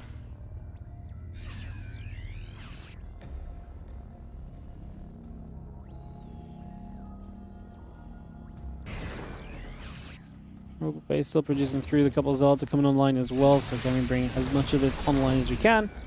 Just getting ourselves set for the next stage of this game. Bio Army pushing though, and that's going to be the challenge here for Arcfire, being okay against this Bio Army while everything else is kind of going on essentially. Again, +1 charge coming through. The couple of zealots get to swiping, so they'll start to get some damage dealt. They'll do some put some work in here as well. Oh, nice Widow Mines. Actually, deal with it better than I thought. I thought they were about to get even more of the zealots, but yeah, still pretty nice. They connect, they kill. That's pretty much what you want from your Widow Mines, right? Getting connections, getting kills. You're pretty happy if that's what they're up to over the course of the game. So I'll definitely take those as we have the Stalkers, the Thermal Lance, and the +1 upgrade still building by. A couple of Stalkers coming through, a couple of those Marines getting pushed back the other way.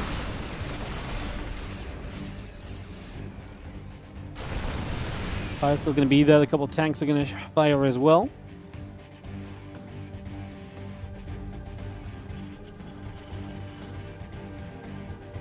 Again, Thermal Lens and the +1 coming through. The Armory and the Engineering Bay building up also. All of that good stuff on the way through just for now.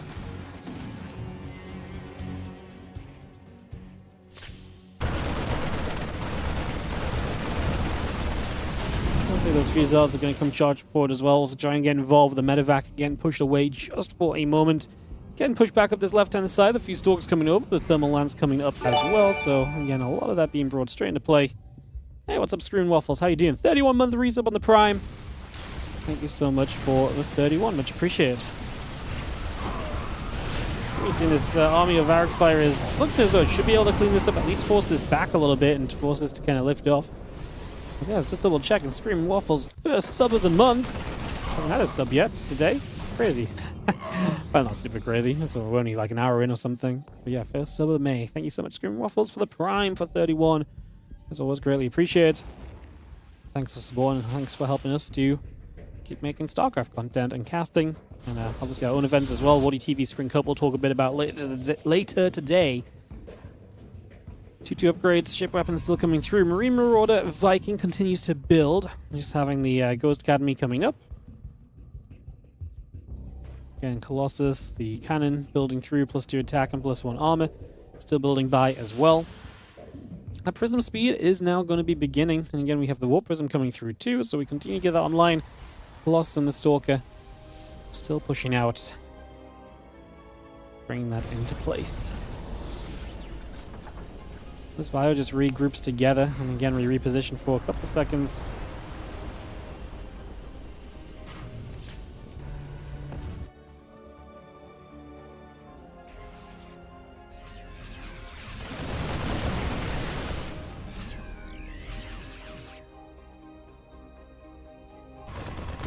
We actually got disruptors on the way from Arcfire, so mixing this up quite a bit from perhaps expectation.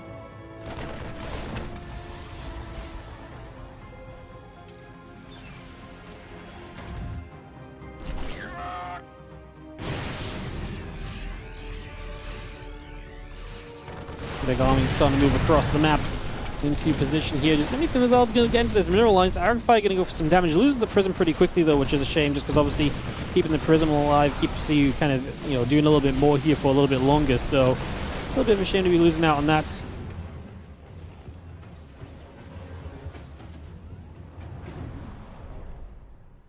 Again, the disruptors will continue through, going to make it difficult for Milky Cow to come attacking in. The one thing the disruptors are especially good at is obviously making sure that you kind of get kept back and get kept away from being able to kind of do much. So, yeah, being able to attack into your opponent is going to become a whole lot more difficult here in these next few moments. We are going to see this army of Arcfire pushing up. Good EMPs, and the Vikings are going to shred the Colossus because of it, and we're kind of in a position where we're not really poised to really properly defend our Colossus with Stalkers or so we can't really get enough damage out onto Vikings to really push those back and to punish them. So no fortune there. I was just going to see the Ghost and the 3-3 upgrades still coming through as well. So continue to bring that up and online. Bringing that into place. Just going to see the Stalkers and the Zealots are going to be there also. Do you have the Colossus still ready to fight? Bio units are going to be here again. A couple other units are going to gather about once more.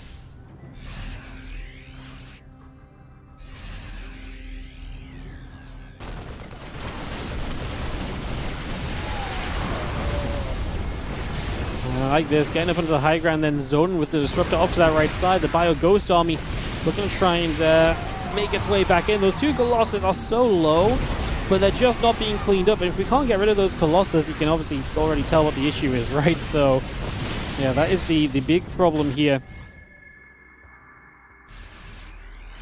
It's the big problem here, as we are going to see this army still pushing up. Getting in position once again.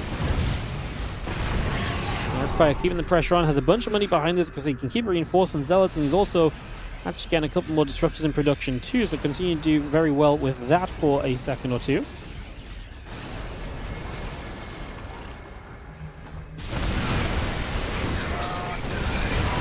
Pushing forward once more. Here are the Disruptors in some trouble, actually fires a bunch of them at once. Only one or two actually got off in the end. Majority of this army of Arifire going down. He maybe got a little bit aggressive here. Maybe pulled the trigger on this overall attack too soon, or he was already pulling the trigger, but maybe he kept his finger down on the trigger a bit too long because he overextends. Arifire loses a lot, and the problem is now you're going to have a big reset on your army.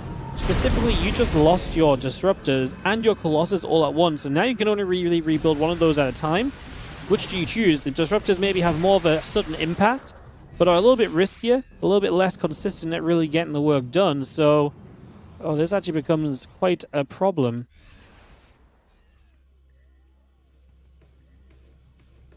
That actually becomes quite a confusing little situation. What do you do for the best in this scenario?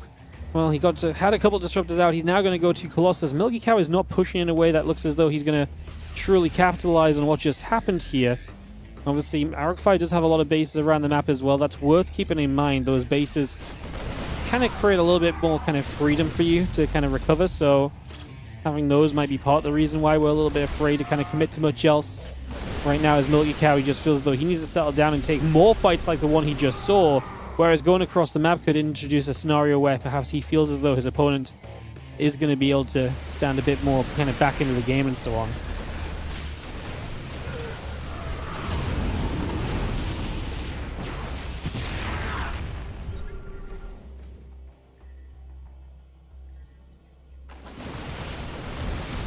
Artifacts unloading to the top side, so they're going to come straight through as well. Ghost Liberator all producing by just for a couple of seconds, so we continue to bring that up and rolling. Disruptors and everything else gathering back through. Again, going down this ramp. Needs these to deliver. Right now, we do not really have a good answer either for the Liberators, right? So Liberators and any sort of numbers are going to start being also just very scary here, plain and simple.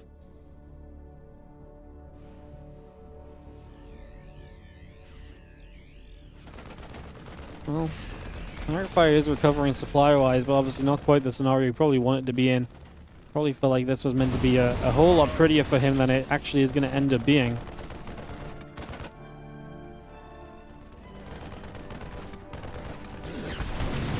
We have ourselves another attempt to take this next down here. We are mining from the upper right bases, so it's not for a lack of resources, basically, from this perspective of...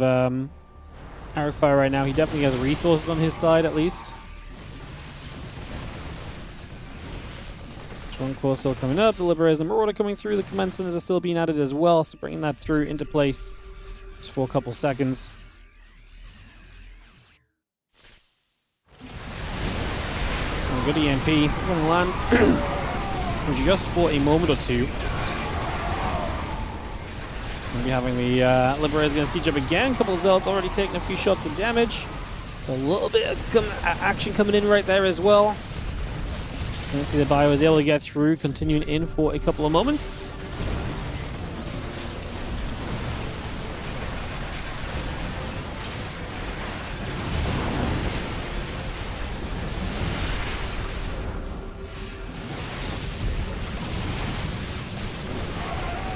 Continue to push up.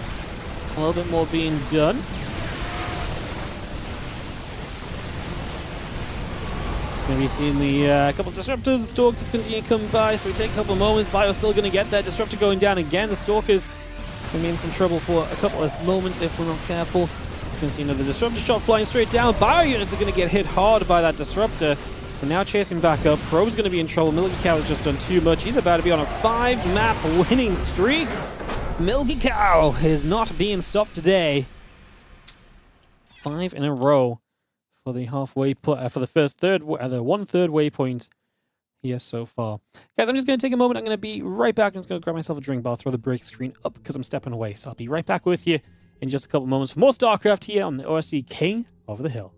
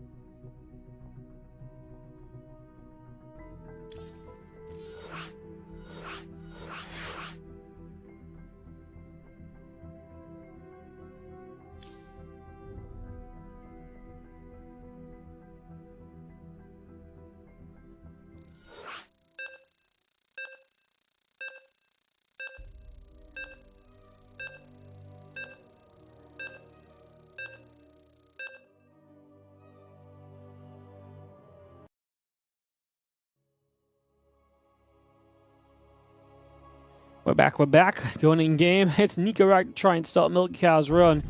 I know Nikarak's really good. Maybe Milky Cow can find something in the TVT to sneak him yet another win. Let's find out on the bottom left side. Nikarak will be our red Terran player taking on Milky Cow in the top right. Our blue Terran on a 5-map winning streak so far here today.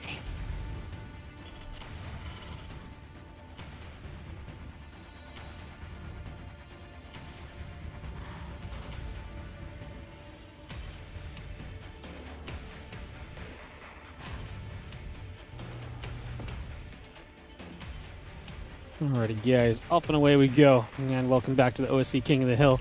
Thanks for being here with us. Appreciate you all tuning in, hanging out, enjoying some games of SE2 with me. It's a pleasure to bring you some action today. I ended up taking it yesterday off. Just a quick note on this, just in case you were wondering. We were meant to have the Spring Cup qualifier yesterday, but I didn't realize Big Gabe was running an Open Cup, and I didn't really want to clash. A couple of players messaged me. I was like, you know what, it's just a qualifier on our side. So we've made the Spring Cup invite only, no qualification. We cancelled the qualifier to let people play in the Big Gabe Cup yesterday if they wanted to. So that's why we went live yesterday, even though we were initially meant to be. Just a little bit of a change in the schedule. Just I had no idea what was happening. And there wasn't really any time to move the qualifier either. So nothing else really worked on my side, unfortunately. So Spring Cup will be starting tomorrow, though. We already have, I think it's Beyond, Shameless, Yakov, and Percival in Group A tomorrow. Going to be a fun event because we're going to be missing some of the top dogs. I've not invited Hero, Classic, Clem, and Max Packs, who've been the most performing players in the spring season of WardiTV so far. Just to give some other guys kind of the shot at kind of playing. So that should be kind of a fun tournament over the next week. And then, of course, we have the Spring Championship coming up. Clem, Classic, Max Packs, and Hero will already be invited into the Spring Championship based on their Spring points. And, as we were doing it invite only, I was like, you know what, I want to invite as many people as I can that maybe need the chance to earn a qualification, you know, so yeah, very cool, very cool. Anyways, we are off and away here. Good to see you guys. Appreciate you all to hanging out and so on and so forth. Zerg banned? Nope, just not a lot of Zerg players. There might be some Zergs later. Who knows? That's the beauty of the King of the Hill. We do not actually know who's coming up next, so yeah, we'll find out at some point. But no, Zerg's not banned. Just there are generally less Zerg players still playing the game than other races, and as such, you will see the Zergs a little bit less, unfortunately. CC coming about, Cyclone coming through. Just for a couple of moments here. Isn't that about getting this going?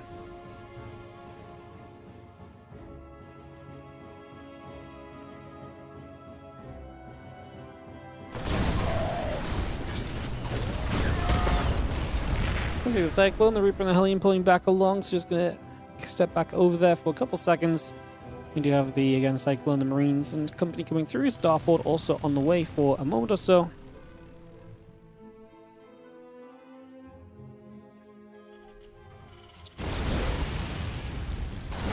I can see quite a lot of pressure here from Nikarak, already breaking at the front. Obviously, double Cyclone should be very good defensively, though.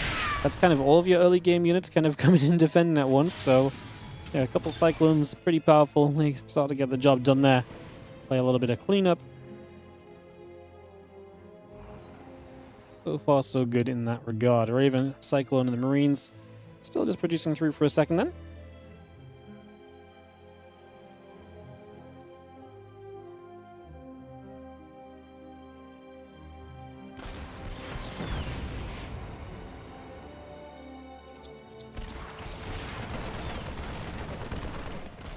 Have to be careful, the Cyclones are low. We actually end up losing one, so unfortunately Milky Cow loses the chance to maybe keep on applying a little bit of additional pressure on that.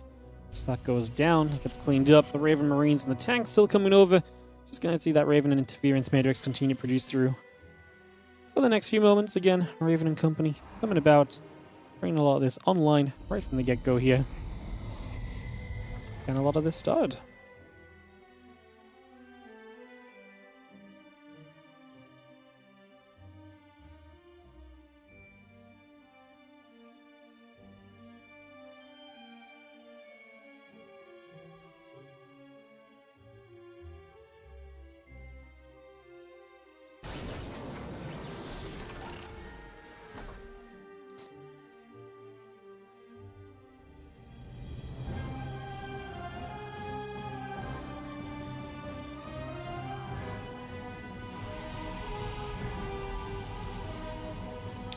Well, both players getting the Matrix up. Again, not really too surprising there. It's pretty typical, very typical part of TVT, getting the Raven versus Raven aspect up. Raven's just so good. If you're playing without the Raven, you're truly playing at a disadvantage most of the time. That's not to say, you know, there are some TVT builds that go without the Ravens, right? But there's so many scenarios where it's like, you open without the Ravens, there's going to be a point in the game where it's like, well, just imagine he had 2 Ravens here, right? And instead he had this. And yeah, the instead sometimes can have been beneficial, and it's good to mix it up.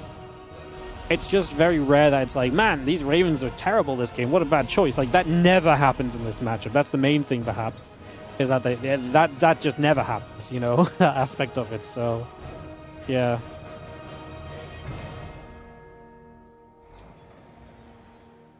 We're going to have our CC coming up. Siege Tank and Stim on the way.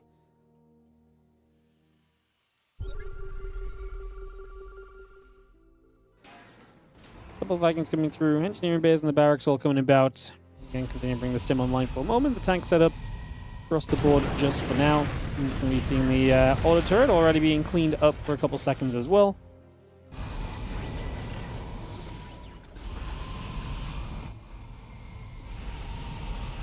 Army starting to move up high ground there just for a few moments. We are moving along that left-hand side.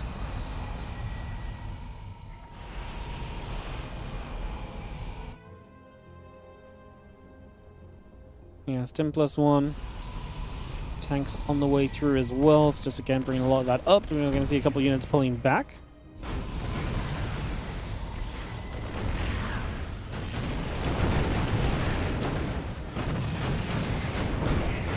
He almost just gets you from Milky Cow. Nikarak's going to be across the map as well, so we're going to have this little bit of multi-prong from both players. They're going to end up bypassing each other, and we wait to see what the outcome of that is.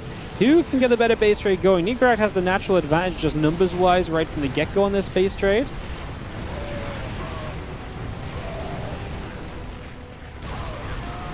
So he has to push up into that main base. I would say that one of the main things is that we've actually already seen Milky Cow kind of breaching the main base, so he's already maybe done the more difficult part of it, and you can kind of see Nikarak's losing a lot right here as he feels the need to press the issue. He needs to hold on this other side. The Ravens getting their energy back, able to do more. And there is just no stopping the milkiest of cows today as Milky Cow goes for 6 in a row. So I can see some of that King of the Hill magic, guys. I mean, everyone's been kind of players I think Milky Cow can beat, but like beating them all in a row is impressive because I wouldn't say Milky Cow is kind of out there as that super consistent, always winning kind of player, right? So, yeah, Nikarak going down. I actually really felt like Nikarak for me was a bit of a favorite here, but that little base trade scenario just didn't quite go in his favor. And especially, like I say, he had the supply lead at a point, but he had the more difficult thing left to do in the game, which was to break up into the main base. Milky Cow having broken up into the main base already, actually kind of a big deal there, maybe making quite a bit of the difference in the final outcome of that game. Alright, well, another game gets wrapped up there, guys. Into another in just a few moments, I'm sure. Obviously, pick the players. Vito and the pick comes in. Cristiana is going to be the player. Oh, that's actually going to be a little bit of a challenge for Milky Cow for sure. Cristiana continues to play great as of late, and has been very impressive at times for sure. Sometimes consistency for Cristiana, is kind of the downfall, but I would again kind of hold him as a favorite going into this PVT. As Milky Cow has won 6 in a row, and we are seeing if, like I say, if Cristiana can match or do something about that.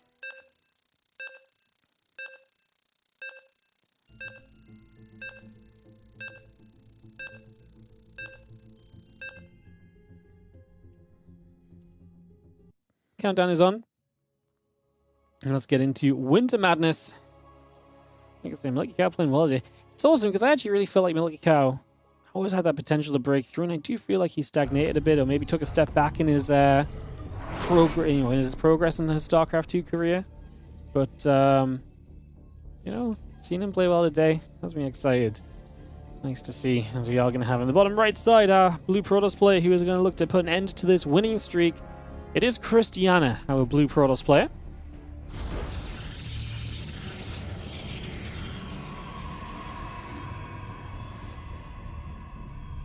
And of course, in the top left, the red Terran, star of the show so far. 6 maps in a row in his favor. Can he make it a couple extra still? We find out soon. It is Milky Cow as we get this next game ready to rumble.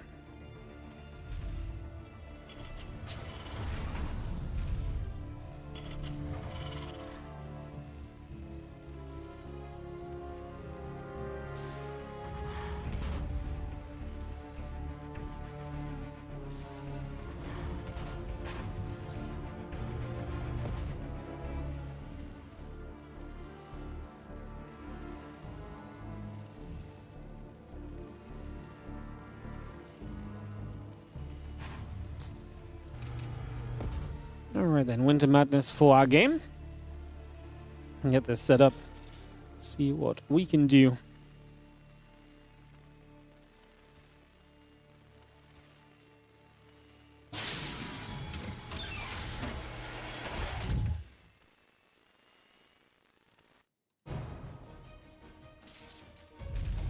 You see coming down, that orbital coming about just for a moment then, so bringing that up and online for a second.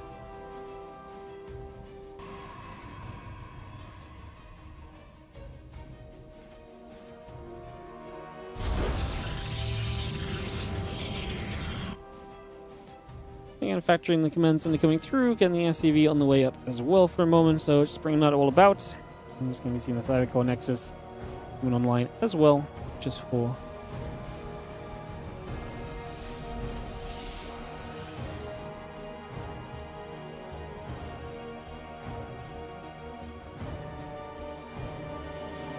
the early stages. Twilight Council starts, and we get this rolling. Peaceful first couple of moments at the very least here. Nothing to really go screaming about just yet.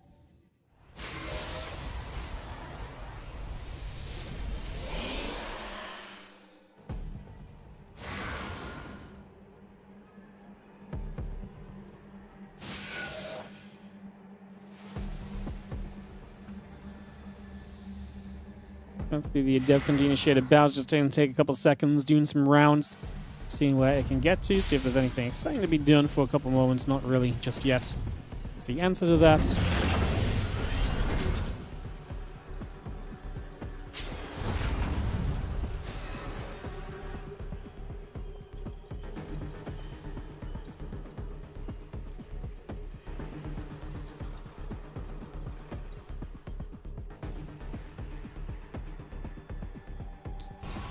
See, 2 extra gamers. We'll see how aggressive we want to be here as Cristiana. Obviously, 4 gates are a possibility, but Probably more so just expecting 3 gates. Don't think we're expecting anything super aggro or anything from him just yet. And 3 gates obviously can still apply quite a bit of pressure as well without being as committed. So it can definitely give you kind of a setup in the game and a chance to work forward just initially.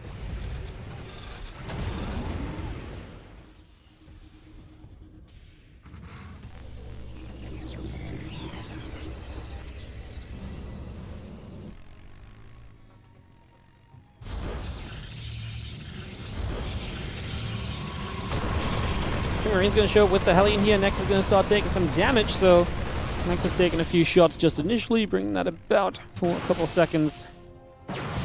Some damage being dealt, and the Prism and the Blink continue to come through.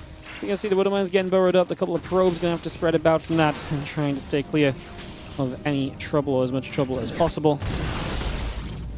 Widowmine's doing okay, nothing super crazy just yet though.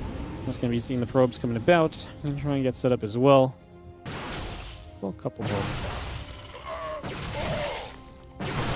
Dogs will continue to put some pressure in then.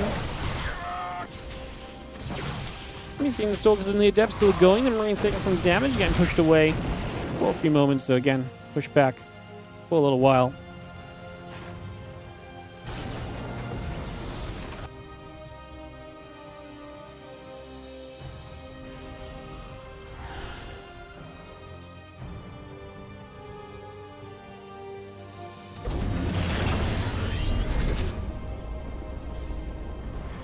Rex and the Starport going to swap places for a couple of moments, so a little bit of movement there. So it's going to be seeing our engineering bay and barracks coming through. Hello, Ellie. Welcome to say hi. Oh, hello. Okay. Hello. Oh, meanwhile, Stalkers are in the main base, Ellie. They are fighting the SCVs. The SCVs doing a decent job, but actually a good micro from the Prism, helping these Stalkers to relocate and to go elsewhere again. The SCVs and the Marines will come about.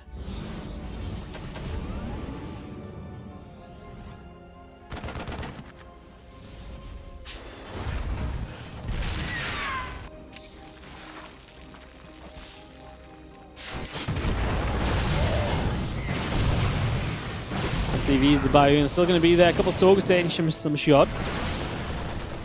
Just going to be seeing the tanking company coming about. Going to be seeing the SCVs, the Marines coming over. Siege tank going to fire. Stalkers still taking hits. The Prism going to be warping in as well. Getting a couple more shots coming through. Kind of a little bit extra coming around for a few moments here. We are going to be seeing the Mules getting back into action. Marine Marauder tank gathering as well. Stalker still stepping back, a couple SCVs chasing. This is going to be enough. Cristiana is going to break the winning streak of Milky Cow down, and that is going to be the end of that. G to the G's. And it is going to be Cristiana to start a new streak here in the King of the Hill after 7 maps. We have a new king, Cristiana, just before the halfway mark on the day. As the next match is right slap bang in the middle of the day, Cristiana will take the crown, and we'll get to see who the next challenger will be.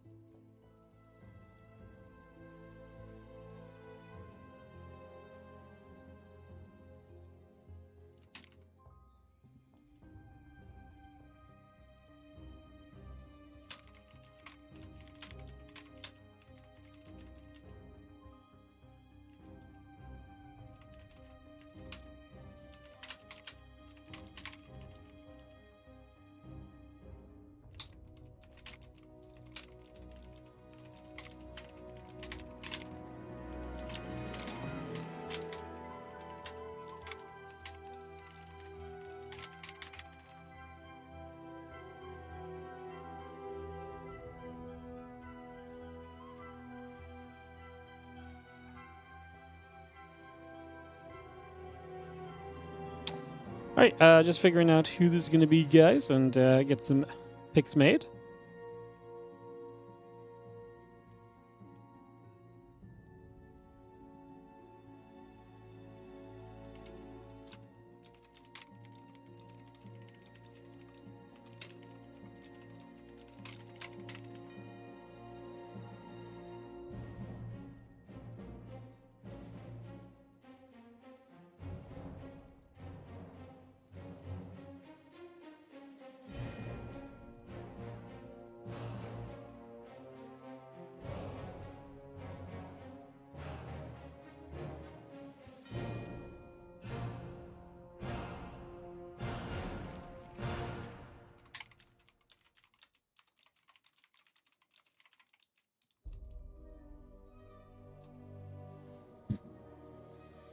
Let Alex says hello, so it looks as though there might be some PvP here between Let Alex and Cristiana in the next few moments as maybe our choice, so that'd be cool.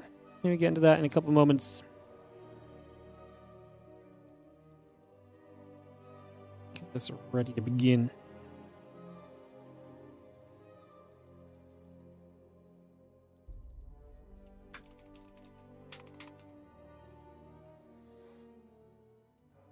Alright, we'll just take a few moments then. Somehow has been said, like I say, get a veto and a map pick. So usually the way it works is that the full map list gets announced, or the full map list is available. And once the full map list is available,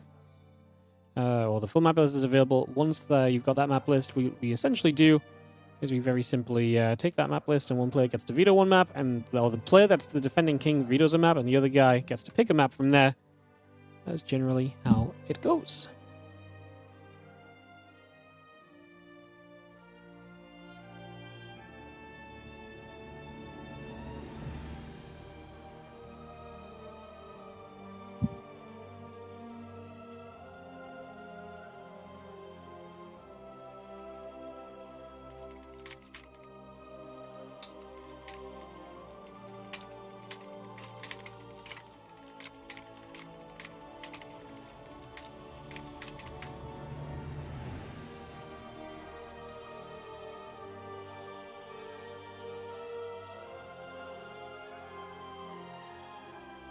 Alright, so hopefully just a second to get this sorted out. Get this all rolling here.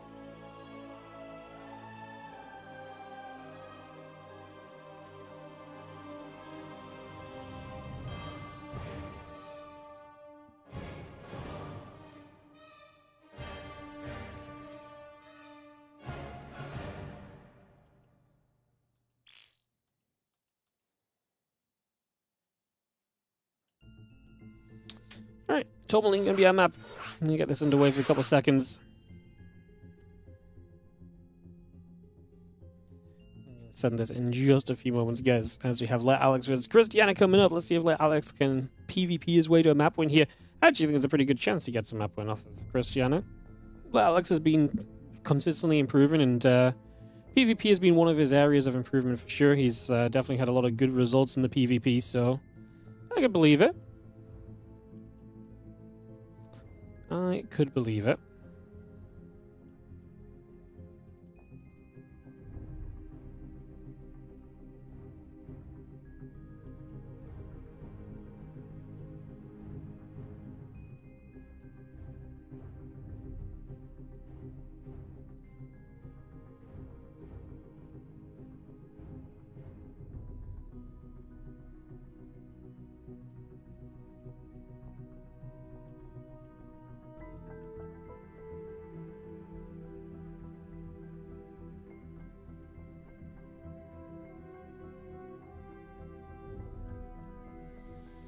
Waiting for Cristiana, who is apparently just taking a little BRB before we get resumed, guys.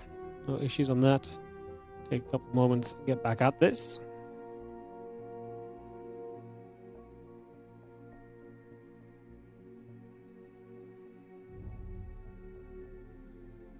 Ready comes through and get this started.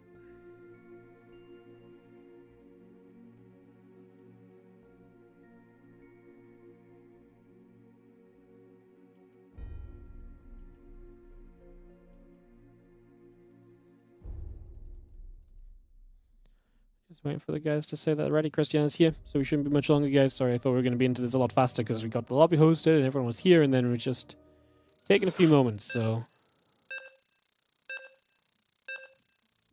Like I said, we'll get back on track with this in just a few.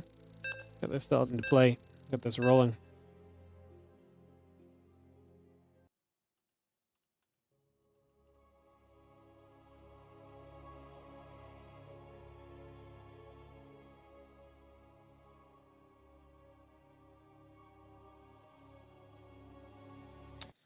Hey, away we go. Alright, we got a new king, and the king reigns in the top right of Tourmaline right now. This is going to be Cristiana for game number 2 for himself today. He takes down Milky Cow after the 6-map winning streak. We'll see if Cristiana can remain king for the rest of the day, shall we? See how far he can go on this one. This pylon drops down. We get started on a couple different sides here. Get this on the way up.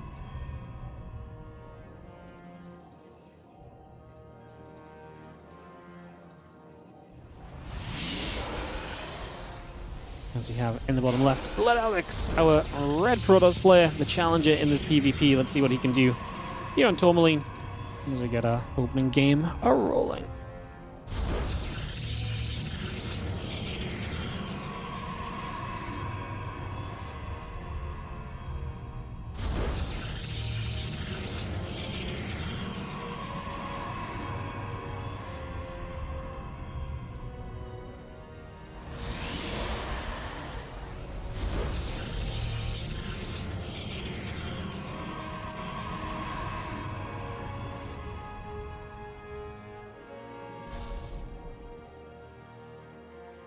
Couple of gates coming about, probes on the way through. He's going to be having the setup here for a couple moments to get this on the way. And again, just going to be having that cyber core coming up for a couple seconds. Bring that up and online. Just going to be seeing the cyber core coming about, the gateway and the probe coming up as well. Again, probe building for a couple of seconds here. Just getting that started up, getting this on the way through.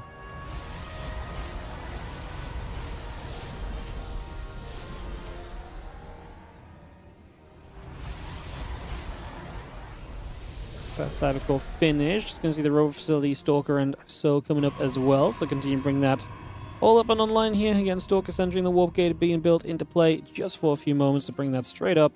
Getting that on the go for these next few moments.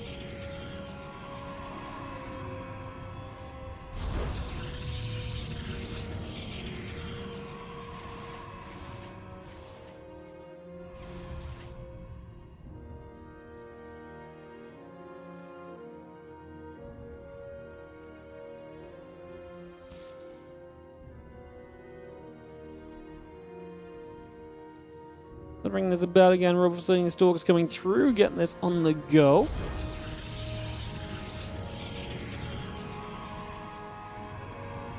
So he's getting a couple Stalkers in the warp gate, getting about then for a couple moments. You bring that straight over. Couple Stalkers just going to ping onto this battery. A bit more damage being dealt. Rover facility and the Nexus coming through as well. Stalker's still going to be poking. Sentry will take a bit more damage. That's going to be gathering up as the other units come around.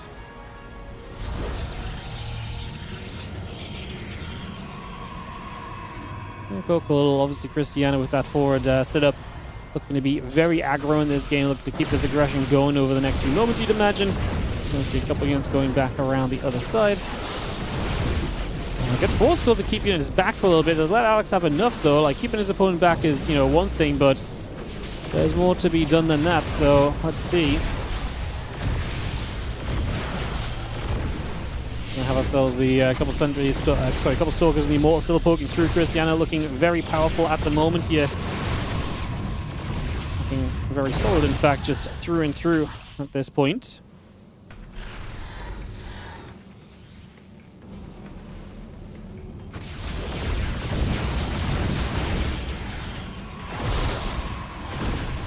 Sentries, the Immortal is just going to be there. Prison getting pushed back the other way. So again, a little bit more damage being dealt. We are going to see the Immortals coming through. The batteries and the probe continue to come online still. And again, get those batteries completing very shortly. Just a couple of devs trying to shed their way up to this high ground. The two Sentries and the Immortal going to be sitting tight for a few more moments.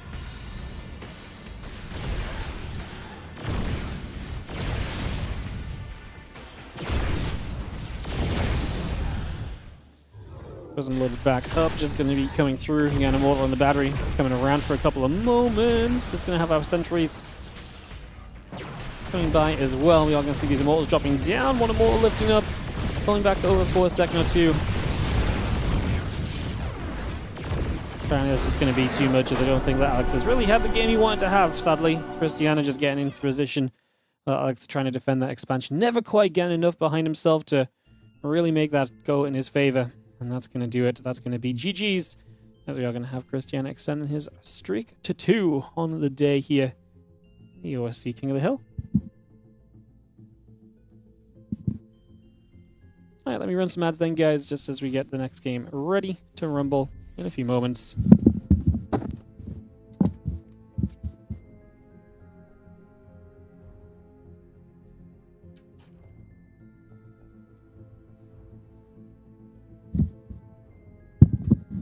Some background noise, sorry. This new headset setup still picks up a lot of background noise that it didn't used to, so getting used to when Helen's still getting used to when she has to shut the door and stuff for like just stuff going on in the house.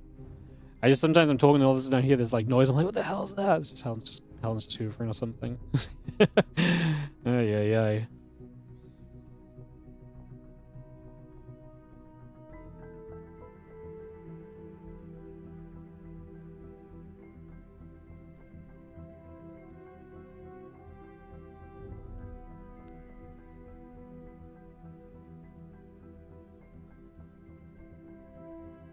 Alright, we're just waiting to see who the challenge is going to be, guys.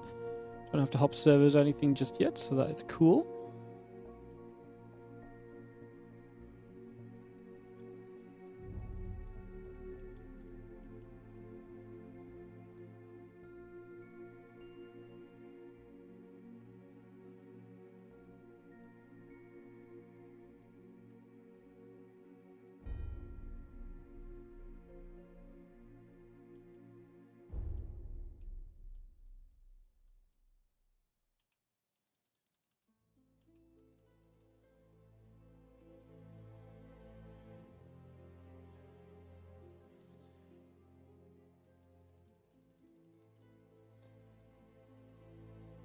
Alright guys, just give it a moment. Like I said, kick this off, just waiting to see who the challenger is going to be. Although Cristiana's in a lobby. Go, lobby up, that means we can join them. Go. It's going to be GG Machines, so we're actually going to get some Zergs. It's going to be some PvZ coming up on the next game of this one. Get this on the way. Get this started through.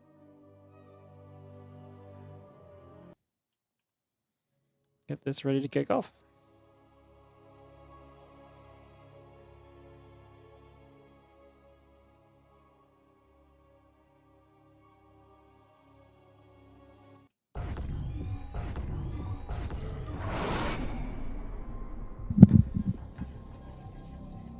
In the top left-hand side, the blue pro display here is going to be Cristiana.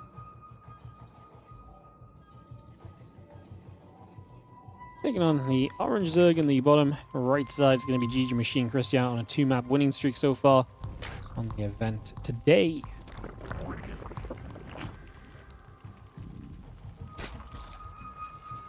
Now let's see how it continues then. And get this ready to go.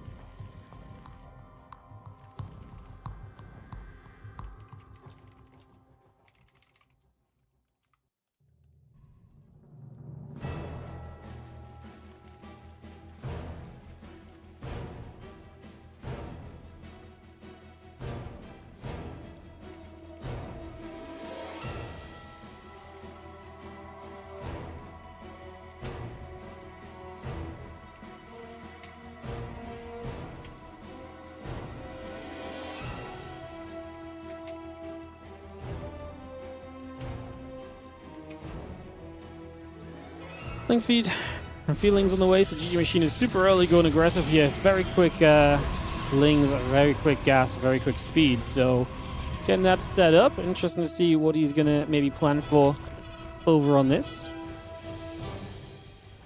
Get this set up. Just going to be seeing the probe and the drone going to nibble at each other. Go a couple seconds, get some damage dealt. And I do have the drone is on the low ground, so the idea here is that you're trying to essentially break through this wall using the gas to basically kind of give yourself the opening, and then you can return the gas, the drone to the gas, and then you can mine more minerals without the drone having to go home. It's a way to basically empty the drone's hands. As do you see the lings gathering about, just going to go in after the pylons. Just going to see the drone coming through as well. And I mean, the pylon's actually very small because they're going to be a way to kind of stop this a little bit. But eventually these pylons will go down. Do we have a range unit? We do not. So the last little bit of gap can be created. I think it's going to wrap around. Pylon will take some damage. It's going to get picked off already. See the Lings coming over. Adept warp gate and the gateway continue to come about just for a couple seconds.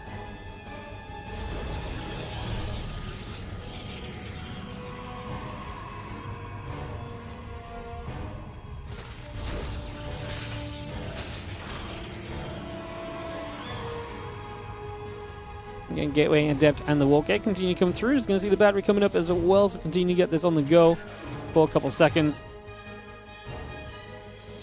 Get this moving about.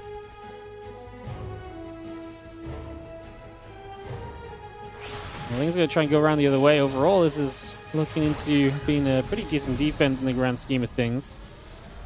It's not been a bad experience at all just yet.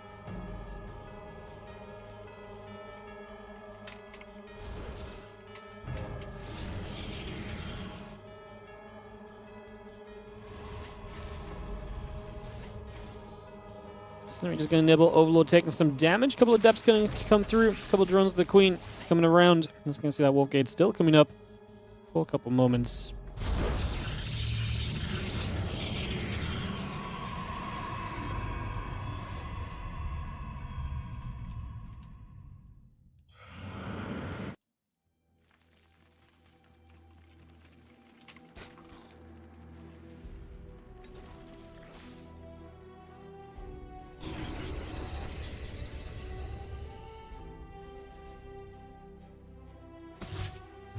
Queen's coming in. You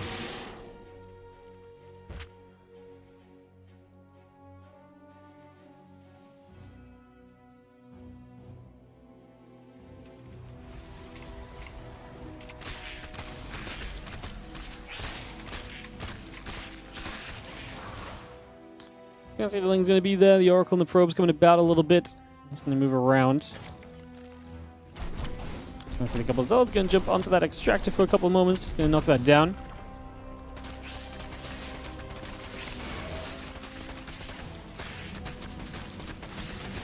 Just going to be seeing the Ling's going to hit. The warp gate's coming through for a couple of moments.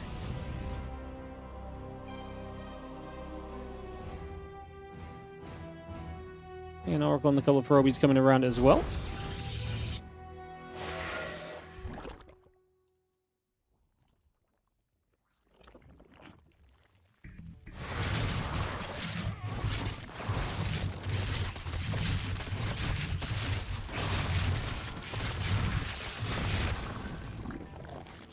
Drones going down, so quite a bit of damage being done just initially, so getting some value for a couple of seconds.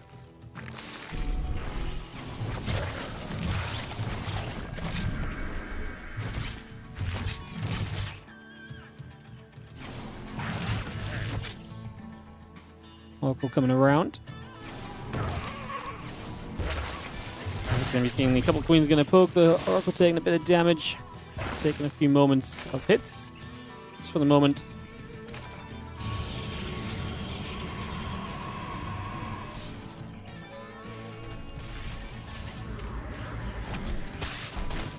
Things going to wrap around. 9 drones going down is obviously pretty brutal, though. Cristiana moving about as well.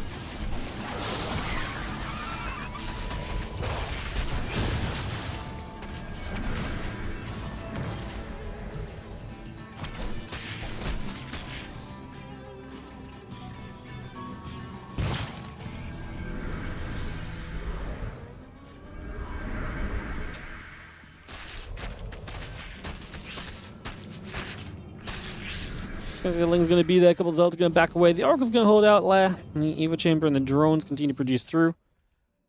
It's going to be seeing the +1 attack and the Temple Archives coming about. It's going to see the gate coming over as well. A couple of Probies still coming over. Again, Hatch and the Evo Chamber all coming up. +1 missiles on the way through for the moment. The Queens are going to fight. The Oracles will take some damage.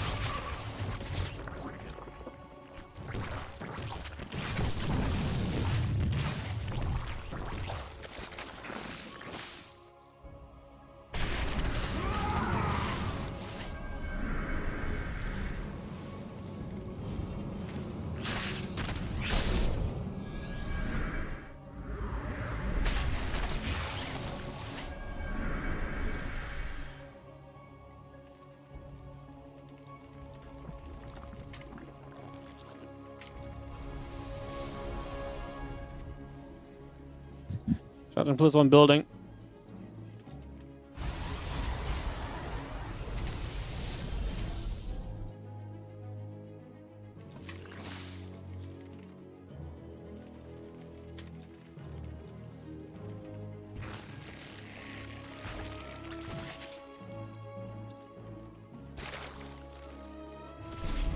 And then charge +1, a couple of gates of the robe are going to be the next step from Cristiana. A couple of oracles trying to fly around for a little bit.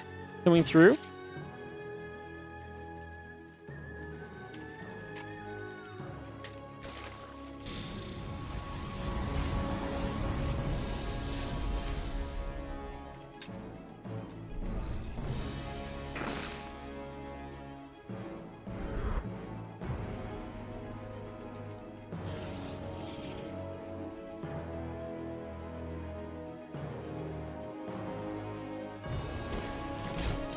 Fling's going to be here with the Drop Lords as we start to come across the map. Queen's going to be there as well.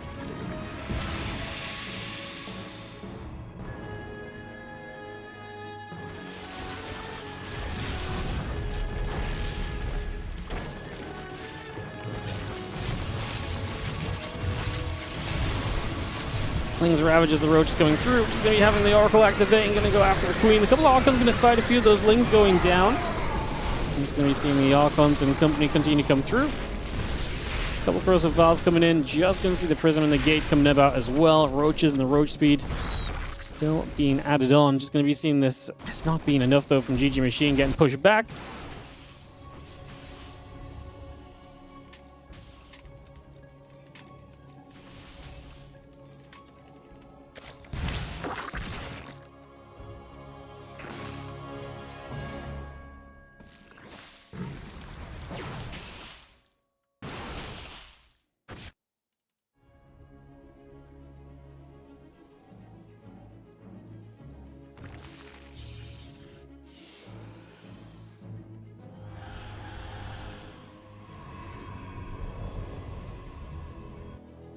Phoenix on the way, +2 attack upgrade coming about as well.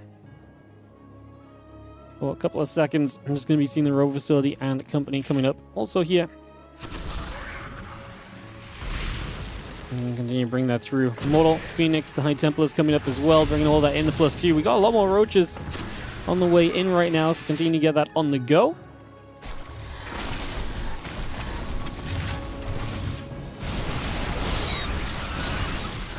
See a couple of shots coming about. The force field coming into place there for a couple seconds as well. Obviously, I mean, again, Cristiana's supply is looking good. Playing into a nice little position for himself so far. The Immortal and the +2 attack upgrade still coming by. Just going to be seeing the Archons, the Overlords coming back over.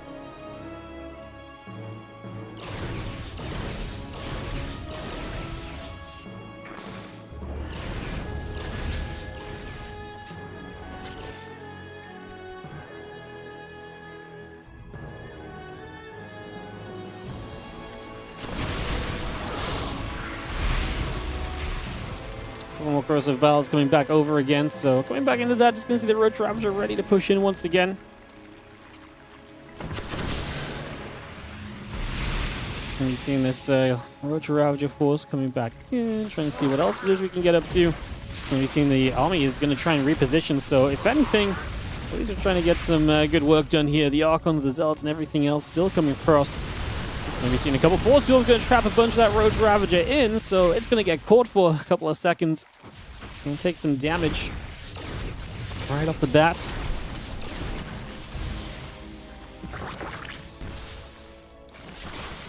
And I'm just going to be seeing the Immortal and the Blink continue to come through. Roach is still hitting across a bunch of those Zealots at the moment. Continue to bring that around. You're not going to be seeing the Immortal plus Blink and +3, so I mean, Cristiana just continue to pump very useful units. GG Machine has some money to spend, but I'm not sure that's necessarily going to be enough to really change the scenery of this overall. Roach Ravager going to fight a few Corrosive Vials coming down towards those Archons.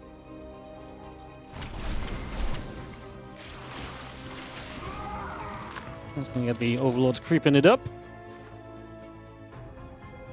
We're seeing the +3 the Blink continue to come through for Roach Ravager.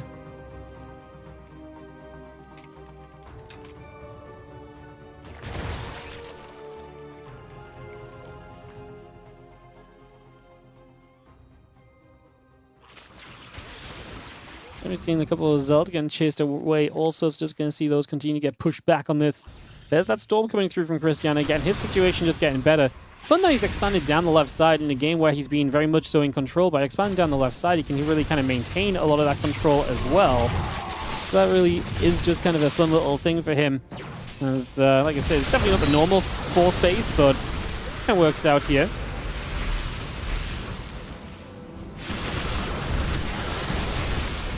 Joseph Ball still coming into place, just dropping a little bit more of that into position already. Bring the rest of that through. Just going to see the rest of the barrels coming about. The Immortals just going to try and spread the Ravagers. Will drop in a few more barrels once more. I mean, GG Machine trying his best, but the problem is when it's just Ravagers, there's nothing to really protect them. And they're not going to be able to do enough, and this is unfortunately falling apart as all the Ravagers go down, and that's going to be brutal. Hey, what's another? Yeah, thank you for the 22-person raid. For some reason, I was about to say 22-month resub. That's definitely not a resub. Thank you for the raid, mate. Appreciate it. Welcome, everybody. And you're watching King of the Hill, which you obviously just saw Milky Cow playing in up until the last couple of games. As the Stalker Immortal Force comes through, it's just going to continue to bash its head against the roaches, but very successfully, as Cristiana is going to take his 3rd in a row. And it is Cristiana's turn to start streaking here in the day. Alright, so Cristiana, 3 in a row, and he's going to remain king for the moment, guys, as we'll get our next player up and running in hopefully just a few moments to see how quickly you can move through this one. Getting this ready to start out. Beautiful, beautiful, beautiful.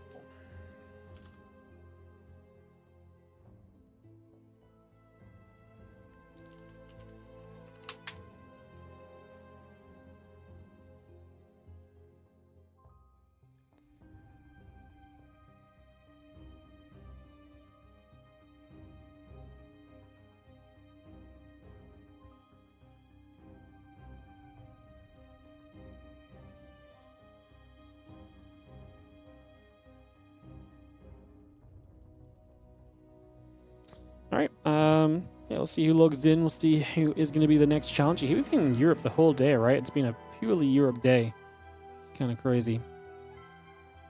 Usually we're server hopping in this event a bunch as there's people from... Oh, no, we did go to NA for one match, right? We went to NA for Hmono Milky Cow, that's right. So we did have a little bit of NA action, to be fair.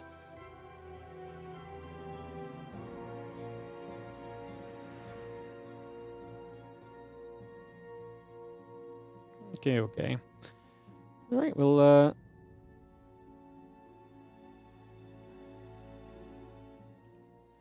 set off in a few seconds then. We'll see who the challenger will be. It's going to be Jumi, so it's going to be some more PvP, guys. Submarine, oh my goodness. This is one of the maps that's brought in the OSD extended map pool. We've not really talked about the extended map pool yet today. But basically, OSC runs with the ladder map pool plus 3 maps that get voted in by the community, the players, and the organizers, and the cast and stuff that take part in OSC frequently. And yeah, the OSC extended map pool means that, it's basically just a map pool that's just extended off of the normal maps. And apparently, Submarine is one of the maps available in this, which I didn't even know what this season of OSC's map pool was. Actually, again, I've been not casting much. What else is in here? Beckett Industries, oh my goodness, and Tokamak. Wow, I remember all these maps. Submarine's probably my favorite of those 3, though, so actually genuinely kind of excited to see this coming out and being brought into play today. I actually think that's genuinely very cool. Very excited, as you might be able to tell. What's up, Merhem? Thank you so much for the 5 gifted subs going out to Gruff, AC Canaris, Zachman85, DM Dragonar, and IvyXXO. Thank you so very much for the generosity of gifting some subs. Really appreciate it. Thank you very much. Indeed. Thank you.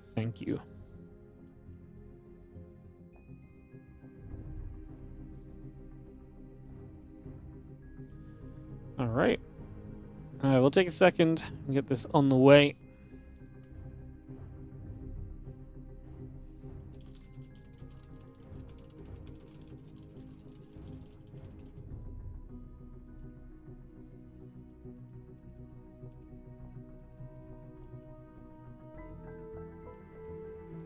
Alright, just a little bit of discussion right over the version of the map is correct. Yeah, thank you, Merhem, for the 5 gifted subs. Appreciate you. Much appreciated. Thank you for supporting. Yeah, we've been been a bit of a trial and tribulation, this sub count lately. We've been we kind of got back up to 600 during the end of the TLMC and stuff, and then things just calmed down for a day or two, and everyone's just like, no, I don't want to. No, the subs are gone again. It's okay. We will fight our way back, guys. That sub count's gonna go. I reckon Spring Championship, big sub push. I really want to get us back up to 700. 700 was always like our consistency point. Obviously, you know, times change and everything, but it'd be nice to see that again at some point. Players are ready, so it looks as though we're just going to kick this off into Submarine for a little bit of cheeky PvP coming up in the next few moments.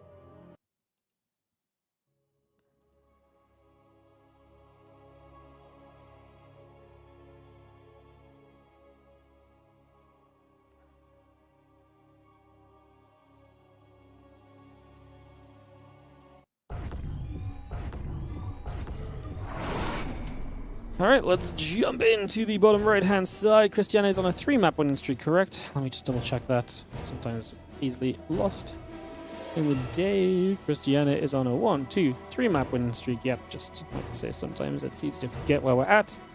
And yeah, let's get into this. As in the bottom right side, our blue Protoss player is going to be Jimmy.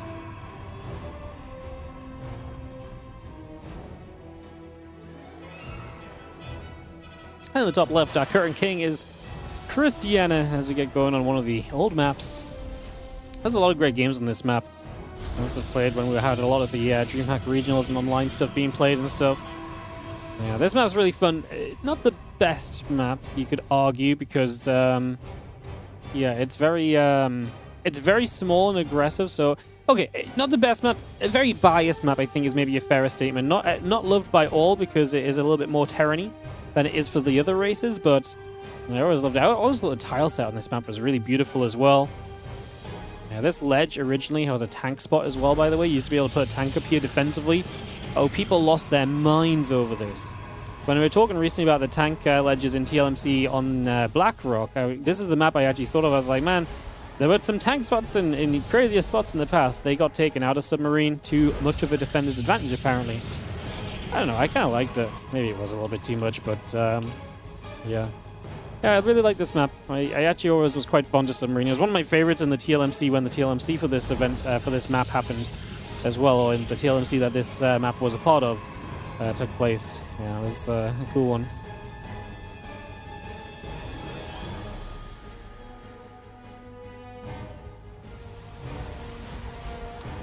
You can see our Gateway Saboteur coming up for a couple of moments, bringing this about for a little bit of time. Continue to get that on the go. You can see the probe chasing the probe around. And yeah, Sentry coming up, Warp Gate and the Stalker coming into play, bringing a lot of this into action just for the moment.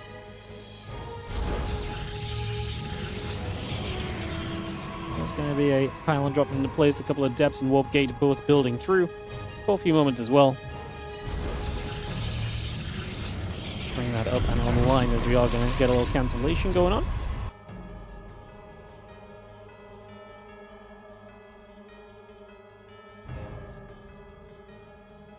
Yeah, the 2 Depths and the Warp Gate coming up, then Sentry, Warp Gate and the Probe building as well as we speak, so just bringing that straight through for the moment.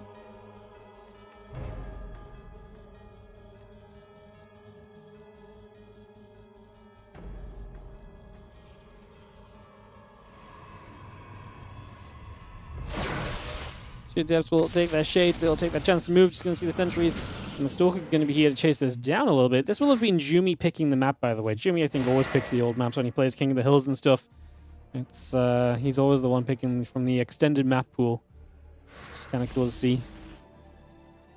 I appreciate it. Like I say, I like the different maps and stuff.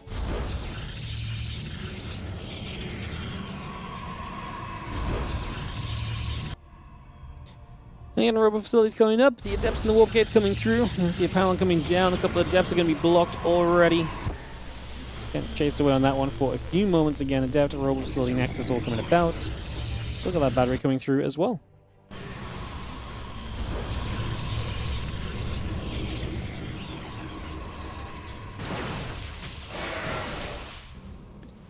Adepts going to shade again, Stalkers and the Sentries will still gather together here. Again, there's a couple of batteries still coming online. The Robo Facility coming through as well. Just a lot of this continuing to be brought up for the moment as we have the batteries, the Robo, Nexus and probes, everything being added on just for the moment.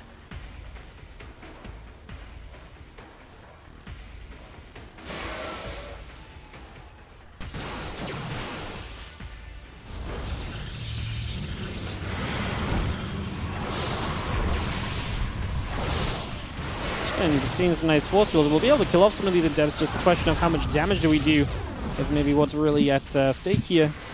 Not too much really overall. Just going to pull back away from this one. Again, Immortal in the sentry. Continue to come through for a couple seconds then.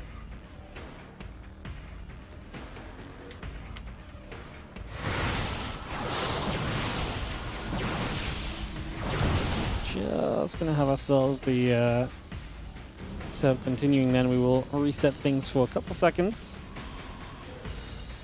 Again, forge the probes coming through, the Immortal coming up as well. Bring the rest of that online. And just again, see the Twilight Council coming in on both sides, the forge and the probes, the War Prism continue to come about for the next couple of moments. Getting all of that underway, going to drop into the gateway down the back here just for a few moments as well. Just going to see that hallucination still flying through for another few seconds.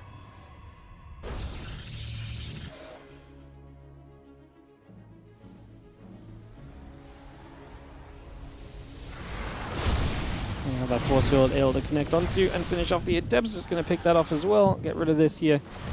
Go from there as we just have the Stalkers still poking at the front. 2 Mauls on the low ground with the Prism there to help should mean that we're very safe realistically. Don't think that's going anywhere in particular anytime soon. That part seems fine. As we are going to see the Prism loading back up. The couple of Mauls are still firing away onto the sentries and the Stalkers. Also trying to just push that back in the next few moments. Resonating Glaives, the Immortal coming through, the extra gates in the Forge continue to come about as well. So got that charge and the +1 coming straight on by. And yeah, just having our extra gates and everything still coming into play for a few moments here.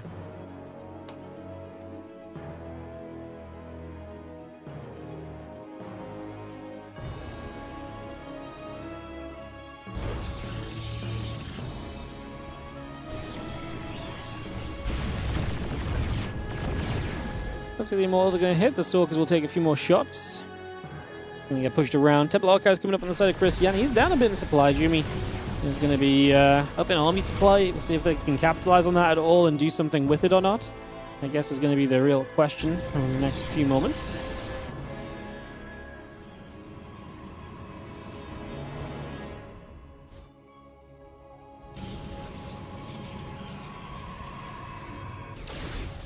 As the hallucination just obviously keeping an eye on things as well. Everyone trying to stay very aware of what's going on for the moment. Again, Resonating Glaives, that +1 being added just for the moment. Continue to get that into place as we just have a couple more adepts warping in as well. So bringing a lot of that through for the moment. And that all set up. The adept's going to take a shade forward. Going to get going here for a couple seconds. Going to see these Immortals gathering through. A couple of Stalkers are joining up as well. We're going to see the Immortals are going to be pretty good defensively. So Cristiana is going to hold on very comfortably there, I would say. That part actually went very decently for him altogether. Nicely done. Just going to be having a couple of adepts still moving back around. And we do have the first adept going down already. Second adept already also moving back across. Dark Shrine, Gateway. +1 attack upgrade also producing. It's taking a few moments, and again, that blink and everything else continues to come online for the next few seconds.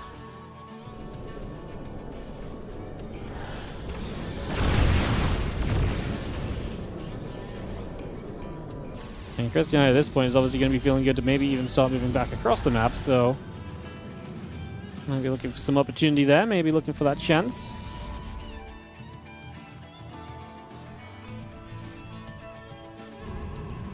Blink and +2 both coming up. Prism is going to load up for a few seconds as well. Also going to be moving across just through the bottom side for a couple seconds now. Dark Shrine being built, the blink being added on. Bringing that up into place. Oh, there's this Nexus. Oops, in over to the fourth. For a few moments as well, so just going to get that set over to the sides. The Stalker's hitting that Prism, not going to do too much. A couple of Immortals are going to fight back at the same time here.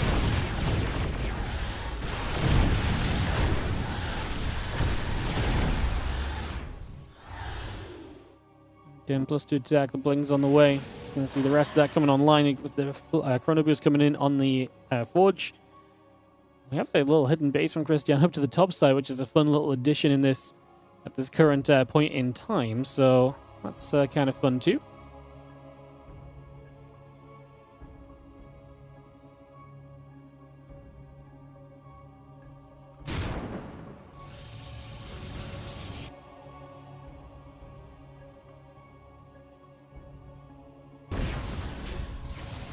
Prism is just going to fly all the way to the back. Obviously just trying to apply a little bit of pressure for a couple of moments. Nothing too wild going to happen there.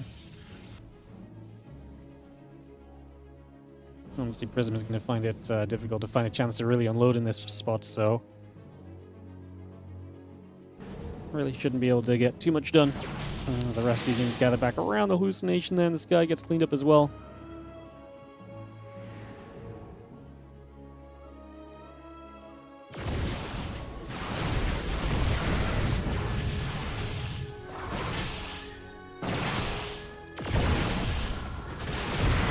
Few Immortal shots getting to hit and strike. The Storm's going to take some damage. The Immortals and the Adepts pushing back the other way for the next few moments here, so pushing that back the other side. Just going to be seeing a couple Storms jumping onto the Prism. But they do have a DT that's kind of mixed in here from Jumi doing a little bit of work. Not really enough work to be that meaningful, though, in the grand scheme of things. It's not going to be able to do too much at all.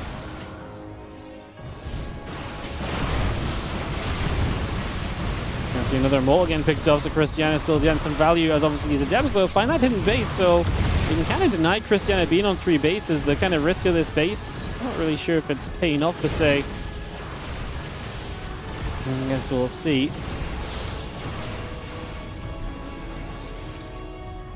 Going to be seeing the Observer coming back around, the Immortal on the +2 attack coming up, 22 dead probes at this point in time as well, so a lot of workers have gone down here. I'm just going to see the rest of those Stalkers still warping in, +2 attack, and the Immortal coming by also. Just going to see again Stalkers, Archons, and the rest of the gang gathering once more.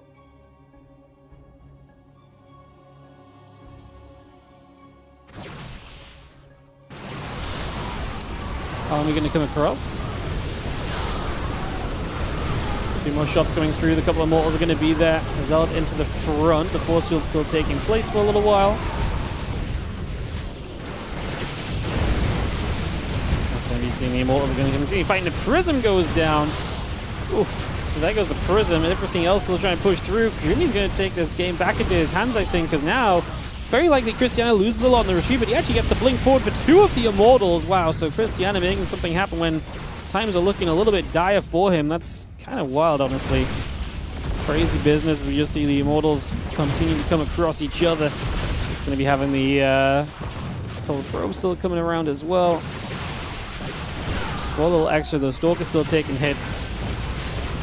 Just going to see a little bit of back and forth coming around there for a couple of seconds, so a little bit more of that coming over for the moment. And so we're seeing a little blink forward, cleaning Immortal out as well, continue to blink through. I mean, at this point, Jimmy still has the Immortals. That's a major addition. He is down a little bit on other bits and pieces, however, so it's a take and leave it kind of situation so far. Well, DT's going to show up right now. There's an Observer, so those DTs will not do much, and Jumi's supply is looking as though it may not be enough.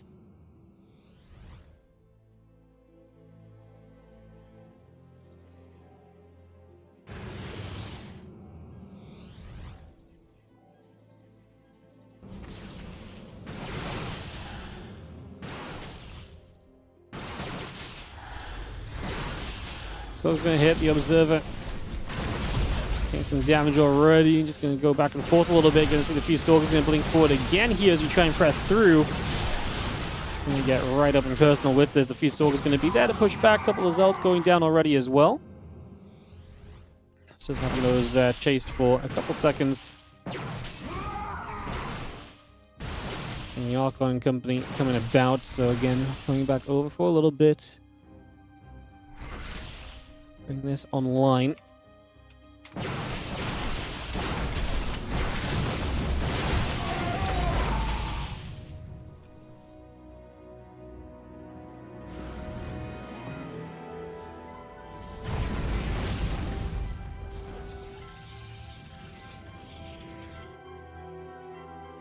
And we'll just have the next coming back up from Cristiana, obviously taking a more standard expansion position at this point. And we're just going to be setting up there for a few moments. And we're going to see the Stalkers and the Archons coming back across. Just going to be seeing a few probes and the Observer coming online as well. So again, bring a lot of that into place over the next couple of seconds.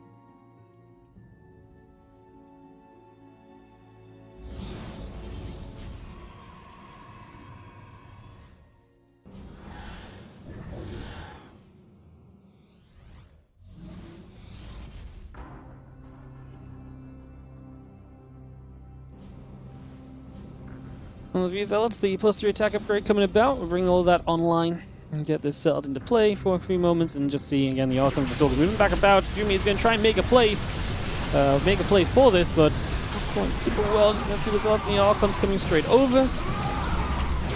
Just going to be seeing a couple of Archons going to try and hold their own for a few moments there. Just come back across in that direction. In the end, it's going to be Cristiana having just a tad bit too much, as we've kind of seen this game go his way a little bit over the course. There's definitely moments where Jumi was looking strong and looked as though he might be able to be in a good enough position to make things happen, just not quite good enough in the end, not quite strong enough on this one. GG. Alright guys, we will take a couple moments and we'll head into another game of the StarCrafts. We'll see who Cristiana's next challenger is going to be, as we'll kick this off in a couple of moments. It's going to be Mindel VK.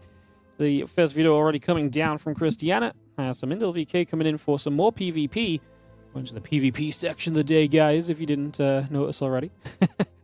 It's PvP time, everybody. Ready up. Ready up.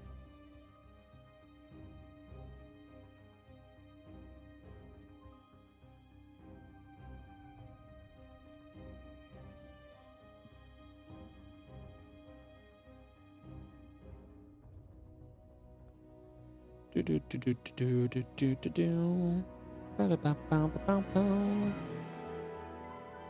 the man is going to be the map Mindel VK will host it for us.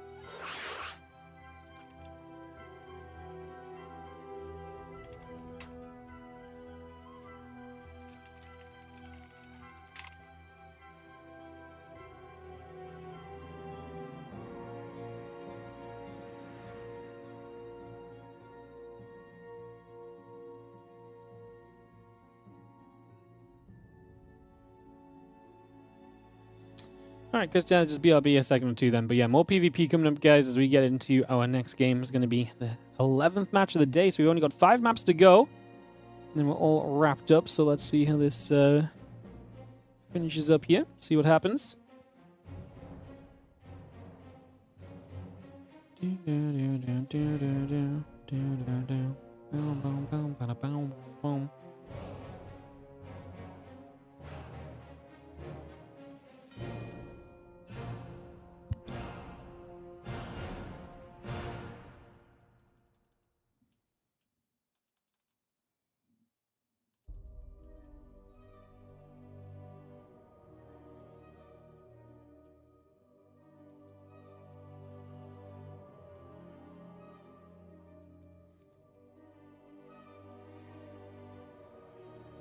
Alright, like I said, just waiting on Cristiana for a couple seconds, guys. Get this ready to go, go, go.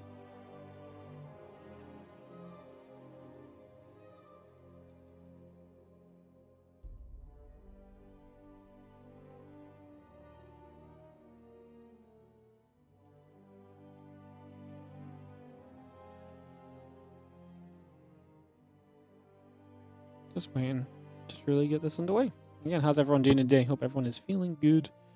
I appreciate you guys being with us and enjoying some games. Stay hopefully ready to resume shortly. Just waiting for Cristiana's AFK to be done. And yeah, we got 5 more maps of SCT for you guys in this set of actions, so on this day of games. So 5 more maps coming up. Bringing that through for y'all. Getting that ready to go, go, go.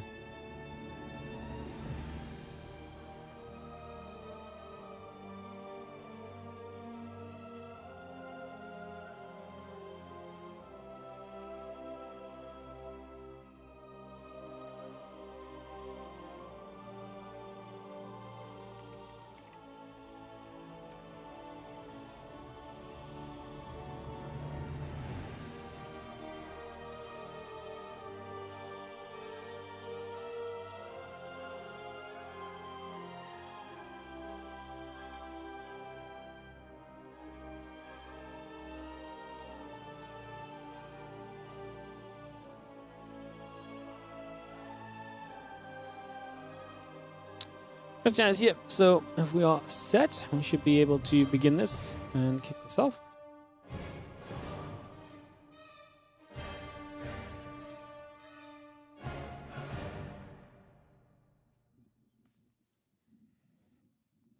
Kicking this into action in just a moment or two then, guys. Getting ready to start.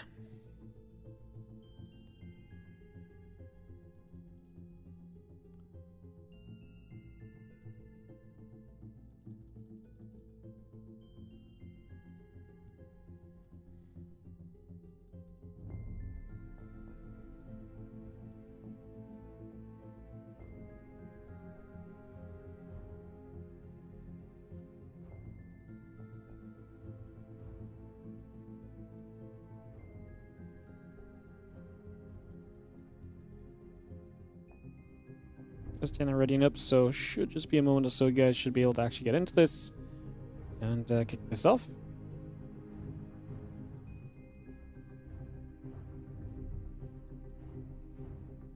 Cristiana readied. Waiting for Mindel VK to send it. And away we go. I really like the carrier post in the back. The carrier is very cool.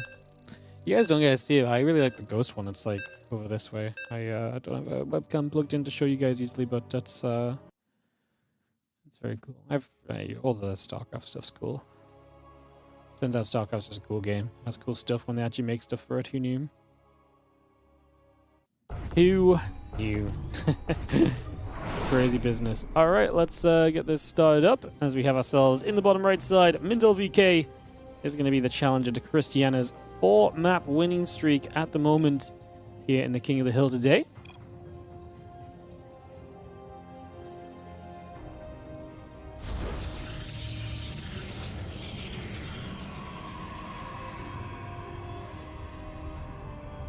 So away we go, getting this started off, getting this into play. Seeing what we can find for ourselves as we get game number 5 for Cristiana. 11th map of the day for us in total here in the OSC King of the Hill. I appreciate you all joining us and hanging out for some games, and thank you to OSC for having us today. And we've got a couple of OSC things coming up. I think we'll be back with some OSC content next week as well, so it'll also be very fun. It's always nice to have OSC stuff's just cool. I mean, it's like I say, I always enjoy seeing the different players that we get to see in OSC, and also just, yeah, some different formats, some different ways. And obviously it all builds into that OSC end-of-year championship as well, which is always awesome. We always sing the praises of the OSC championship at the end of the year. We absolutely love running, casting that every year, every January.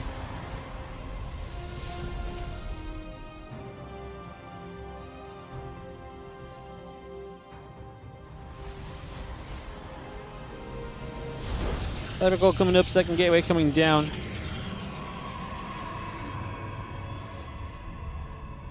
Just take a couple seconds to get this ready.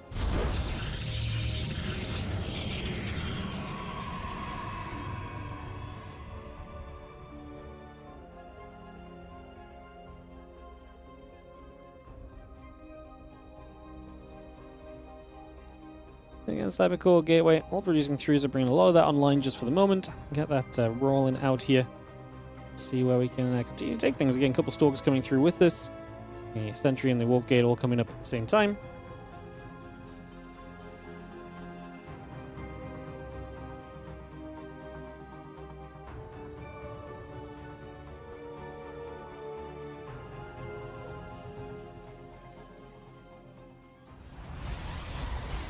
Two more stalkers, that Warp Gate building, and a probe on the way up. Pylon still being added on as well. Going to be seeing the couple stalkers able to get rid of the probe here already, so just going to grab that straight away. Clean this one up for a couple moments.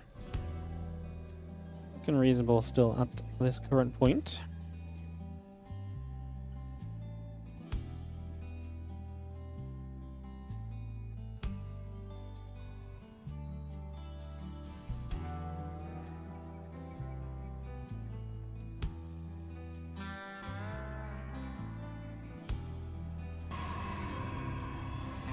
And Sentry Stalker, the Warp Gate coming through, bringing a lot of that still online. So again, a lot of that just coming straight up here for a few moments, bringing that into position. Just going to be having now a couple Stalkers in the center. You're actually going to get across and find this pylon. So Mindel VK, the proxy attempt, the forward pylon attempt is not going to go anywhere. I think it was just him trying to get the pylon in position for the aggressive warpins that he was looking to maybe bring into this in the future.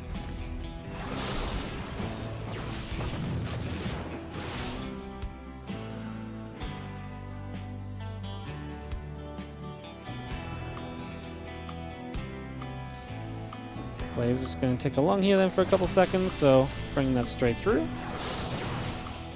3 Stalkers, 2 Sentries going to fight back. Stalkers getting pushed away. Yeah, pushing away on that straight away, just pushing ourselves against this just initially.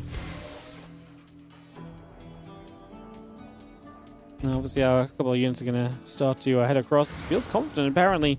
A few Stalkers from Mindel VK will backstab. They actually have potential to do quite a bit of damage, so it'll be interesting to see if they can actually see some success here. It'll be very cool. And a couple of moments to see just what happens on that. Again, a couple of Adepts coming by. That Resonating Glaive still very much so coming up. The Gates and the Adepts all still building here. As we continue to push on forward, Stalkers are going to be here. A couple of probes begin to go down already.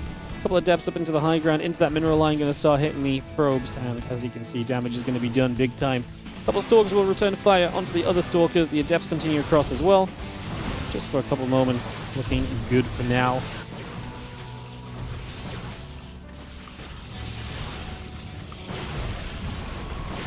Well, 12 workers going down. Mindel VK just losing so much on the other side. And while he's doing some damage here, it's just not quite stacking up to what's happening on the other side. There's just more units here from Cristiana on the counterattack, while he was able to get a couple warp-ins to help. Again, Stalkers and Sentries is going to fight. The probe still dropping. A lot of cleanup continuing to be done. Mindel VK realizing this one is not going in his favor. Types the GG, and we are going to have ourselves Cristiana taking the advantage here for game number 5 for himself. So that's going to be him 5 wins in a row. Well, we had Milky Cow on what, 6 wins was it initially? So Milky Cow won 6. Now Cristiana has won 5. Cristiana looking to equalize the longest run of the day here with this next match, perhaps. See who his new challenger shall be. Do we need ads? We've got 10 minutes here. We probably do need ads. Crazy. I feel like I'm spamming them ads today. Spam, spam, spam the ads. Gotta make the money. We do have some sponsored content coming up as well. Not today, but over the next few days. Probably, usually I save it for Mondays, the sponsored content, but I guess we'll see what we decide to do.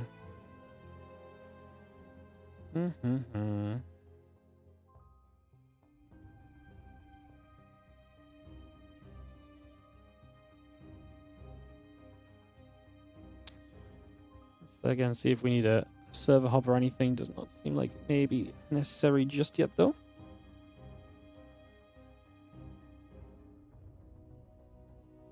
10,000 feet. Shameless shows up, so it's another PvP. Shameless going to be actually quite a strong challenger for Cristiana. This one could go any which way. I don't think there's an easy choice on picking a favorite here. 10,000 feet. Shameless Cristiana pretty much ready to go then. They're both setting up and bringing us into this straight away now, so we get this ready to kick start.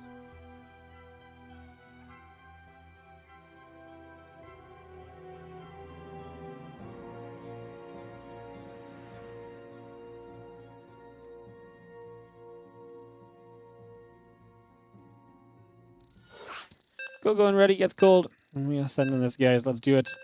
Let's jump in game and see what we can find for ourselves as we kick off into the action. Game number 6 for Cristiana. Let's see if we can equalize the record on the day for Maps 1. The string of PvPs is pretty ferocious and so.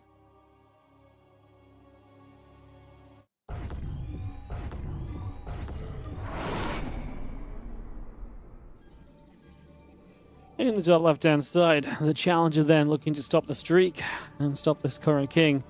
It is going to be Shameless in the top left here on 10,000 feet.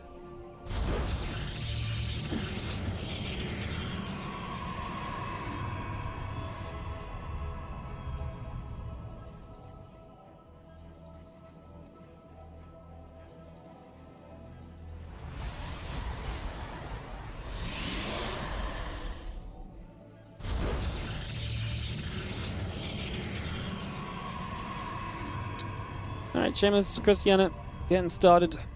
Let's see if Cristiana, like I say, can equalize the best of the day. If Shameless will just step in the way of that.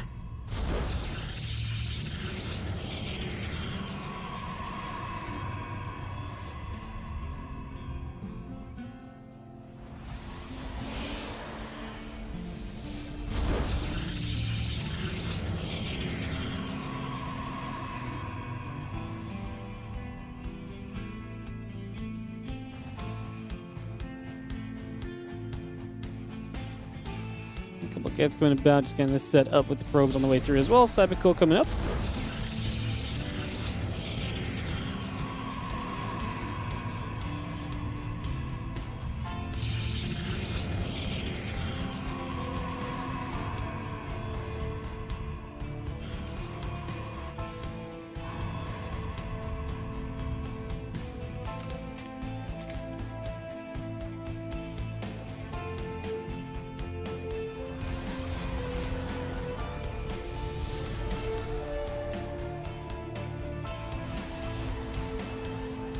And the Cybercore coming through, just going to be seeing the probe coming back over here, stalking the sentry, still on the way out for a couple of moments, just going to be having this setting up for a little bit then as the column going to come back down to the low ground here, so just going to reset for this. And stalking the sentry coming through, the warp gate still coming online, so again bringing this up and running for the moment.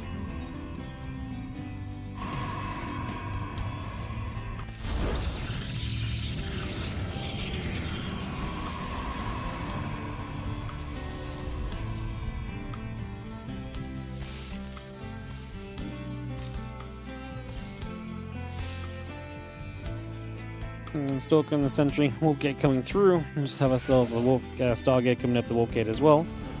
Going to shade, the probe going to come about.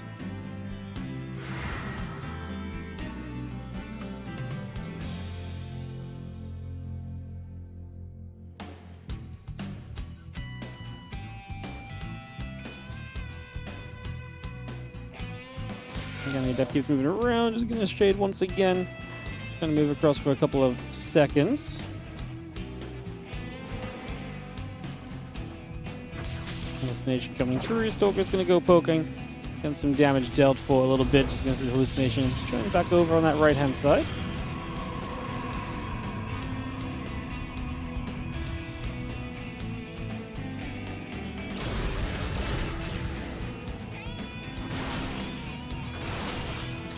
Oracle will move back, stepping away from that one, and again, a couple more shots coming about. A couple of Stalkers going to be there to try and help push things away, just for a few moments. So again, chasing that down.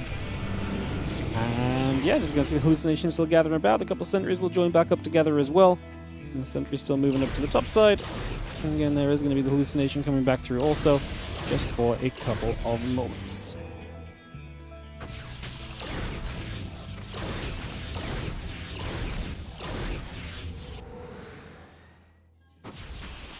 Stalker's going to punch onto the Oracle.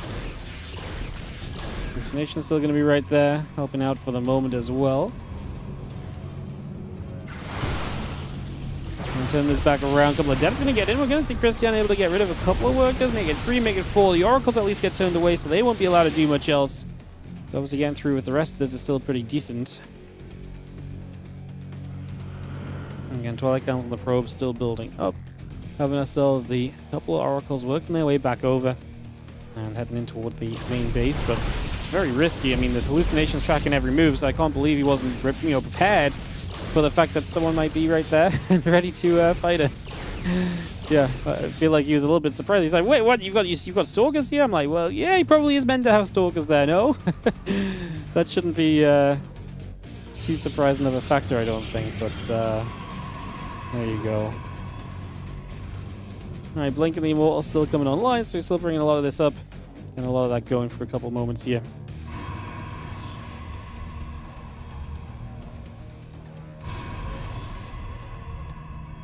As next is going down at the front for a couple more seconds.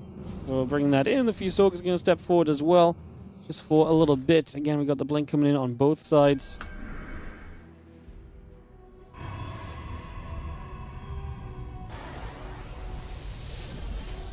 Multiple Stalkers in the center, so you can gather back around, so just coming back over for a second or two.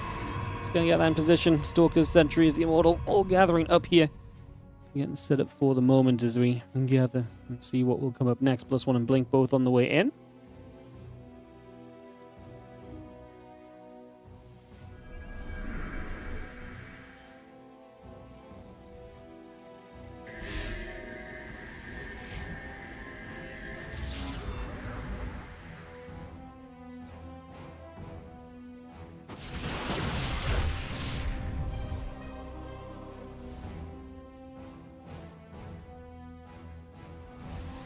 Blink that +1 continue to come through then for a couple of seconds.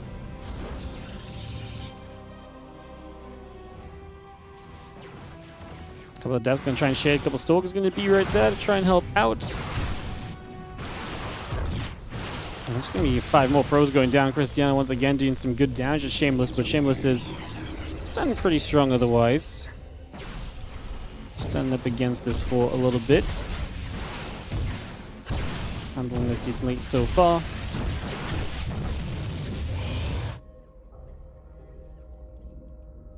Just seeing the Resonating Glaives +1 attack upgrade going through.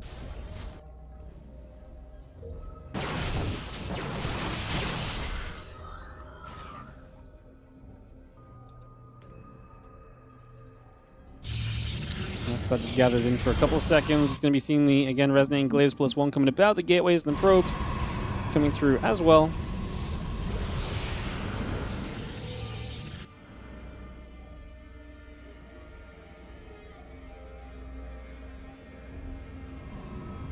Stalkers going to make their way around, getting in position for a couple of moments to bring themselves up there.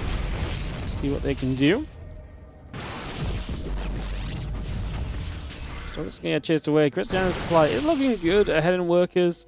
He is down the attack upgrade, which is a little something, but not the end of the world or anything.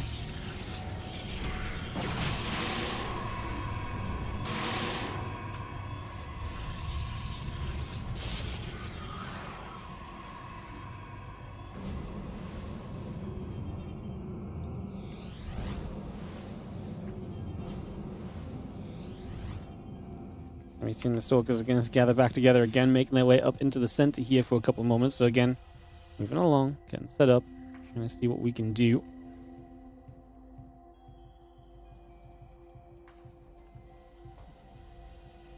See a few Stalkers gathering about for a couple seconds. So again, bringing this up, and it's going to be seeing the Adepts and the +2 attack upgrade still building into place as well. We've got that all on the go. It's going to be seeing a couple of extra pylons still making their way around as well. So they're going to be set up with this for a couple moments right now. See what we can do. Next couple.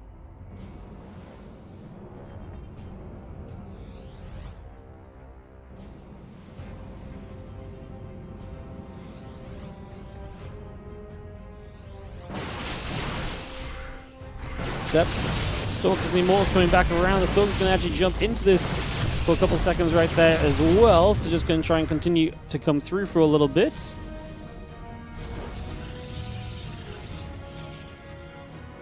And the Adepts coming back around also for a couple of moments. I'm going to be seeing these Adepts again gathering up and getting settled into place. We are going to be seeing the other units moving back across then for a little while. Stalkers, the Archons gathering. Shameless' supply is good. The +2 attack obviously helping him power through this. Those Adepts actually holding on strong as well, despite the power of the Archons against them. Still looking pretty reasonable just for now.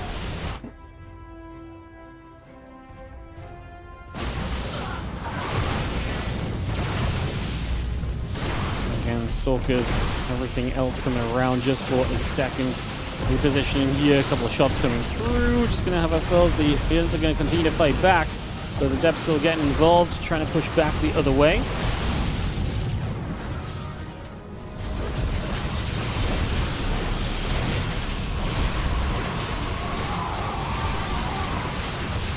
Adepts and the Stalkers still fighting across here. And again, trying to see a little bit extra. Just going to be seeing the back and forth. But at this point, Shameless has already killed 12 workers and his army is still overpowering.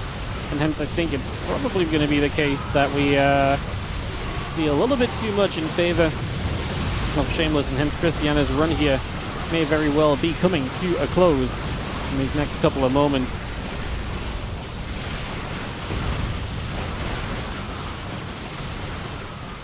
I don't think there's much saving you from this situation. A few Stalkers continue back around, so we continue to put a bit more pressure in. Yeah, I think... well, okay. You know what? I mean, Shameless actually stuck around a bit too long, huh? He is actually losing... you know what? I didn't realize he was losing so much. I will apologize and say that I did not pay enough attention there. I was... I was claiming the game was done. Cristiana's actually going to push this back. Shameless. Just pushing a bit too far forward and getting a little bit too aggressive. Well, that's actually a little bit of a shocker then. That is actually a little bit of a surprise. I'm definitely surprised. I did not see that one going that way. As the few Stalkers gathered back up, a couple of probes going to pull back over here. A little bit more chasing to be done for a moment or two. And that's going to be having, well, Shameless now is actually going to be still being chased down himself, so he's actually going to continue to have issues over here too. And, well, I actually can't believe that's quite happened like that. What a disaster for Shameless. Never mind, Cristiana's streak is going to stay alive. He is going to equalize the best streak of the day. I think I think Shameless just needed to back it up a bit, and he probably would have been just fine. Just regroup and go again, and then he just went a little bit too hard. He just went a little bit too hard. Cristiana takes it. Wow, sorry guys. I really did. Yeah, I really did misjudge that one on the casting side of things. That was my bad. I really called that one a moment too soon. I thought it just looked a little bit. I just hands to the air. Just did not think that we were going to turn that around from there. I just did not think we were going to turn that around from there at all. So. All right, so Cristiana extends his lead. We'll be getting into the next map in a couple of moments. We'll see who the next challenger is, and it will be Cristiana who gets challenged. Like I say, I did feel like maybe it was going to be Shameless for a little bit, but not quite the case. Yo, Jam Squad 87, thank you so much for the Prime sub. Appreciate it. Thank you so much for supporting and priming us up. Super appreciate it. Thank you so much indeed. Thank you. Greatly appreciated. Thank you so much. All right, we'll see what the next game is going to be. We have just got told out of the caster's AFK, so just take note of that as well. Let's see, like I say, who Cristiana's going to be challenged by. As we only have a few maps left then, guys. We only have 3 maps remaining on the day. This next one, and then kind of continuing on from there, of course. So, yeah, very exciting as we take a second to jump into this very soon.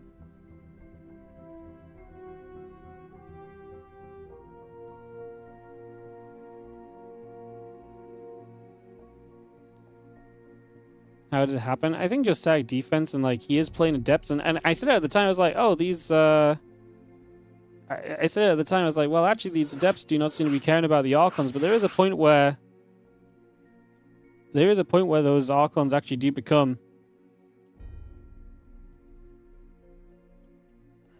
a bit more of a factor, right? And they actually, if they do start swinging, they can do very well. It's going to be Yakov up next, by the way, as Cristiana just left this lobby.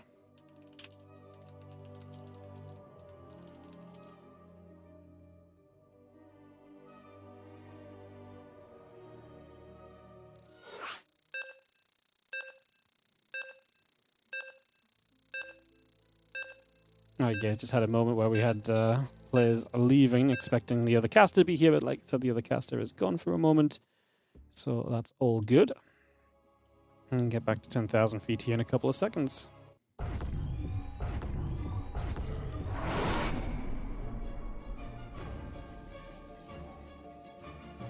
In the top left-hand side, our Blue Protoss is going to be Cristiana, and he has got a 6-map winning streak. I don't know why it's just come up as player down here. I don't know if that's a bug or what's going on, but this is Yakov down in this bottom side. So, yeah, this is Yakov over here, our red Zerg for this game. Like I can say, I'm not sure what's happened there. That might just be his player name right now. I'm not sure.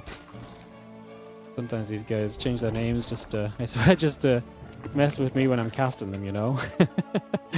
But yeah, Yakov in the bottom right. And as we get this PVZ up, ready to rumble. And we'll start off by following a drone across the map here, just for the first few moments of it. So away we go on that one. Early drone. Could be obviously aggressive. Maybe get a hatchery up in the early stages and get something going there.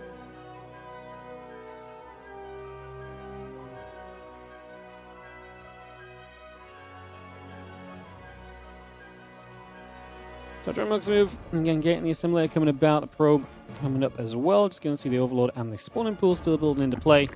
Taking a couple more moments here. And getting set up nicely just for now. As the extractor, so we've seen this earlier today already. It's a little trickery.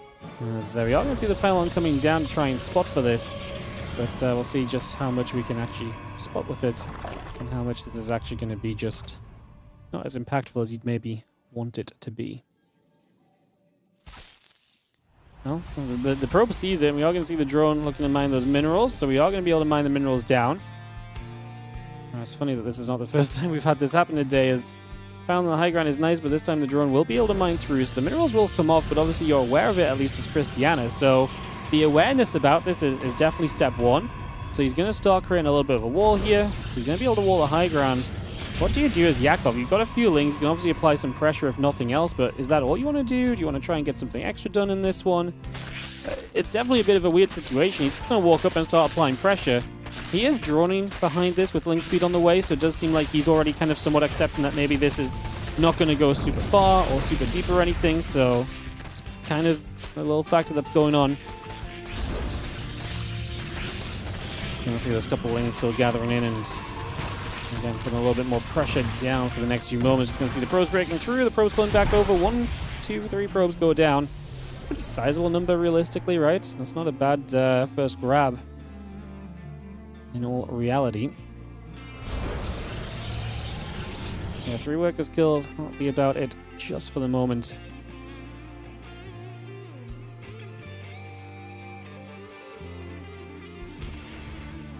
It's coming back over, just going to be having the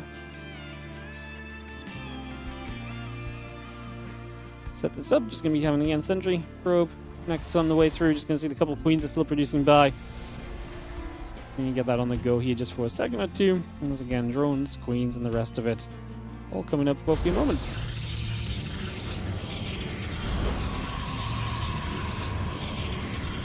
Target of the Nexus coming around as well. Just going to get that into place.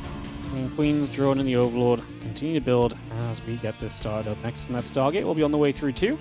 Adding on the Warp Gate, continue to get this Gust started up here. And Queen, 3 drones, and everything else continuing to be added right now.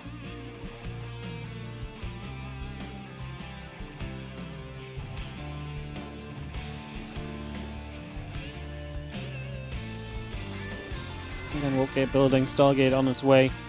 Like I said, just a weird start.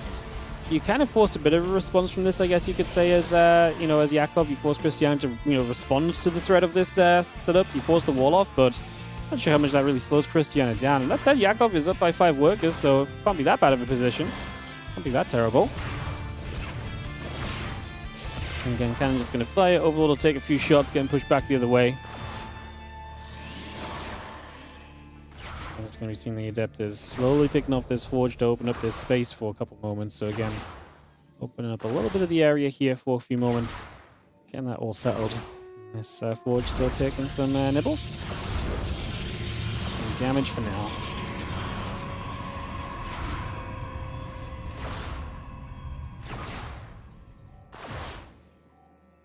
Sorry, the Oracle across the map actually doing things. It actually gets a couple of drones, so we get a little bit of a grab on that just initially.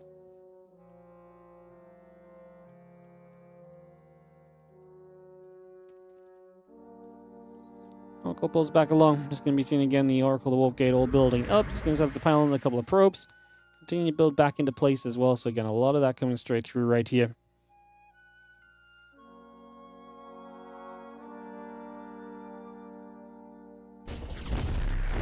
Finally killing off this forge and opening up the front. So we can deal with that for a couple of moments as well. And this probe is going to run across, throw the Nexus down. So we take the 3rd. Get that established. Yakov on his way to the Roach Roar. It's going to be a Roach kind of style game for the next few moments, at least for the foreseeable future. So we get that started. And the Oracle's going to fly through. Queens. Don't have any transfusions available, so we're going to kill one, and now the second in trouble as well. They should have fallen back to that spore crawler much sooner. There was no reason for them not to, right? You gain nothing by kind of standing out over here, so yeah, that's just a shame. It's just a missed opportunity for sure. That is actually a real shame. That's a bunch of damage taken. 2 queens down. Oracle's obviously still alive. They're low HP, but healthy and obviously regenerating the shields. They're going to have ability to fight again in the near future, you would imagine. That really isn't going to be a long-term issue at all. Dep's going to shade once again. A couple of queens is going to be there. And Dep's going to move through for a couple of moments. Continue to come about for a second or so. There is the Spire on the way. The Lings coming up as well. Still getting that going. The Dep's going to try and fight once again onto these queens. And a couple of those drones in some trouble also. So again, just firing up a few more shots. 5 workers going down then. Spire, drones, and the Lings continue to produce through. The Lings coming around on the other side now, catching the Adepts actually, and going to be able to clean them up. But 7 workers killed, and Yakov taking some big damage. He has been doing nothing but droning behind this, it seems, so that's pretty decent. And the Oracles peel back across for a little bit. That charge coming through.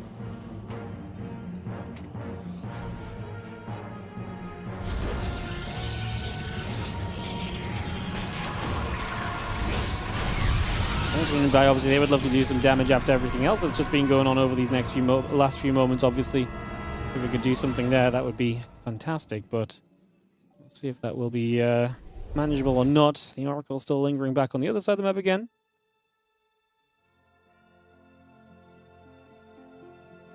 Again, just going to be seeing the meters coming through.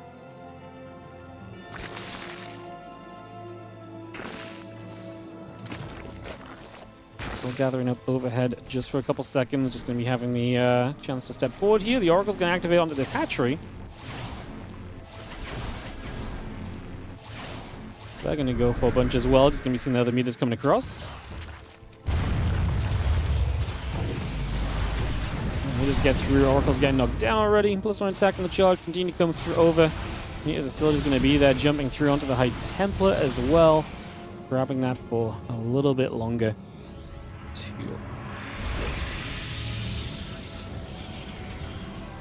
Here's into this mineral line. Couple of workers going down, a little bit extra being done. It's going to be seeing the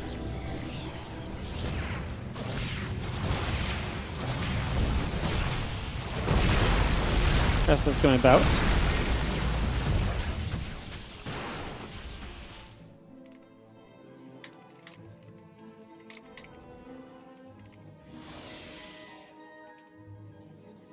The meters continuing through, just going to see the Phoenix coming up as well. It's going to be having the, again, meters, the Roach is the Queen. We'll let continue across for a couple seconds.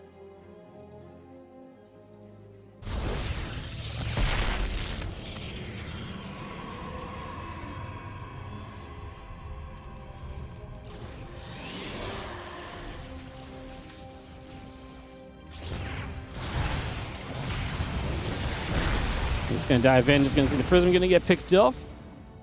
And the melee upgrade coming through, meters and the drones continue to come about. We are going to be seeing the meters on the other side already, launching a pretty aggressive attack here and jumping on top of a couple of these Archons. And meters is going to be getting caught. The Phoenix still chasing away. I mean, having this Phoenix count up against Metalists like this is almost always going to be incredible. Again, the Phoenix is going to come back around. The meters pull back over. The Lings, the Roaches continue back away. Again, Bane Nest coming up. I'm just going to be seeing the meters and the Roaches still continue to build on through as well.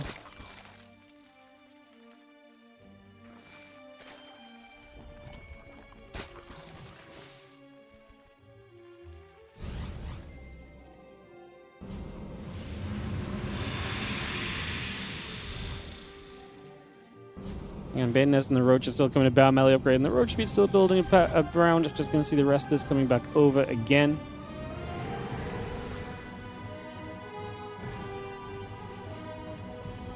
I'm just going to see the rest of this coming through for a second. So we take a couple of steps out down to this bottom side. Big push from Cristiana. This is the moment where it's like not having many meters left is scary, because obviously now you've lost your kind of advantage of those meters. You've lost a lot of what those meters typically give you in the game. which is just a lot of control. The Bane smashed through onto the Zealots, mind you, and Cristiana's supply goes down very quickly. Spine Crawlers are plenty actually doing work, and the transfusions are great. We are going to be having a couple units warping straight into this, so that's very nice. That Prism putting some work in. Now the Queens get onto the Prism. It's going to die before it retreats. So that Prism should drop here. The Queen step forwards. Reinforced units from Yakov. Currently looking as though they're going to be good enough to kind of get the job done for the moment. So looking reasonable. Roaches and Queens still pushing back the other way.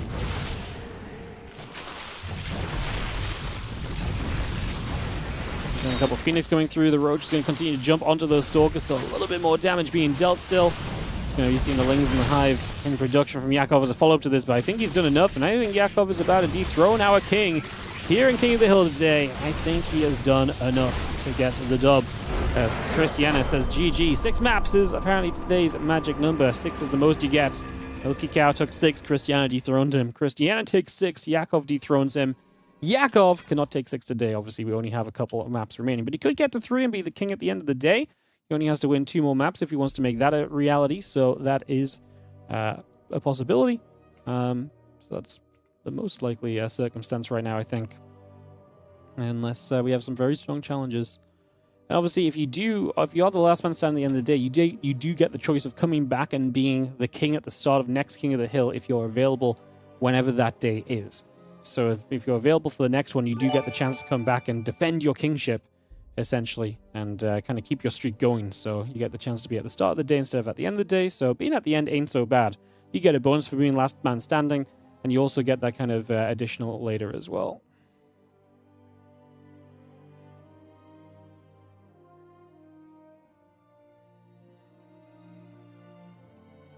What's up, World Grand? How you doing, mate? Thanks so much for the 74-month resub. I appreciate it as always. Hope you're doing fantastic. Thank you so much for resubscribing for so long. Let's look to see who our next player is going to be out of this.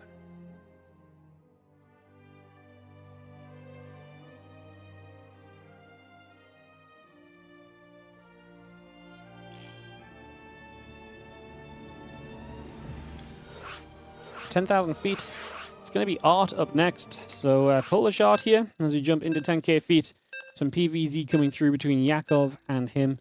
Get this ready to go. Man, I really I can't believe Shameless goes to Cristiana still. That PvP is on my mind, in case you can't tell. I know we just had a PvZ since then, but I'm still thinking back to the previous PvP, actually. It's stuck in my brain, just what happened there. That's kind of crazy. Crazy business. Crazy business.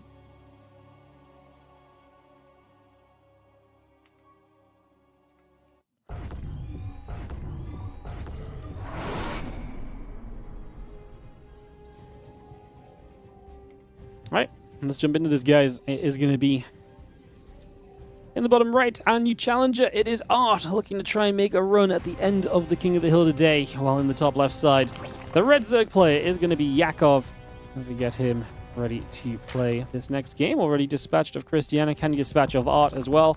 Art, another play where I have to again say amazing Team League performance from him, and the Team League games really were one of the things that have kind of made me realize just how good Art has maybe been lately. So cool to see him as we have ourselves Cool in the Drone coming up.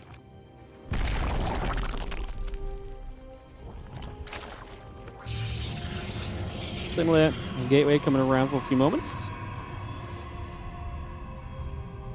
Next is just Chrono boosting along for a little bit. Getting that set up again. Overlord in the spawning pool being brought into play. Again, Extract coming about.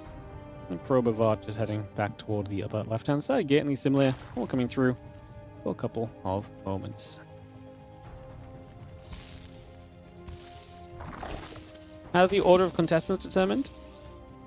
Usually they sign up with OSC on the day, and sometimes they say, I can't play early, or hey, I got to play a bit later on. And then basically they sit waiting and get told maybe, hey, you're next up, or you're going to play in a couple guys' times, so that just a list gets made. I don't think there's anything like... It's not like... I mean, I don't know the exact process, because I don't do it, but that's the rough idea. But it's not done on like a seeding system or anything, as far as I'm aware. So you're going to be seeing, man, how many people... well, I guess Yakov just did this as well against Cristiana too, so I guess it makes sense that Yakov's going to do it again here. against Art. I didn't really think about the fact we're on the same map, so similar kind of play from him for a moment here. As we get this set up and running for a second, get this on the way. A couple of Lings going to jump onto the pylon for a few moments as well. It's going to bring that about. Lings will put some damage in, so I'm able to get rid of that pylon. A couple of Zealots are coming through as well. Just going to be seeing those Lings still wrapping around. Zealots still taking some damage for a few moments as well. Bring that back over just for the moment. A couple of batteries, a couple of Adepts, all building into place as we speak here.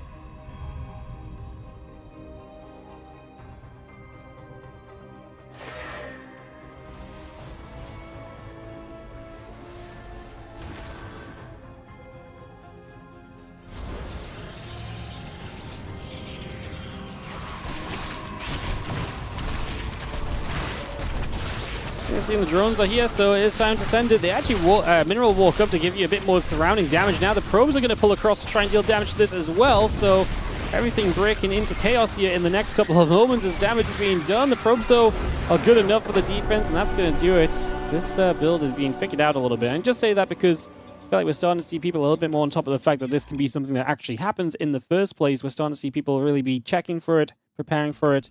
In this case, Art was super ready for it, and Yakov's kingship will not last long, overthrown after just a lone map, as that is going to be Art to put himself into the chance to play for the end of the day. So Art will play map 15 against one of... Wait, that was 15, right? Cristiana, Yakov was 13, so 6, 6. Then Yakov won 1, Art won 1. Yes, map 15 coming up. So one last map on the day, guys, here in OSC King of the Hill. Edition 246. I said 245 earlier. It's 246. Apologies if you're feeling like I'm betraying your trust with that. My bad.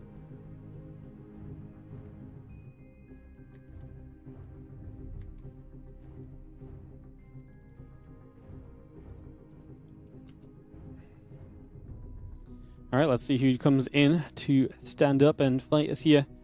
And one last match today, guys. It's ready to begin, and it's ready to start up.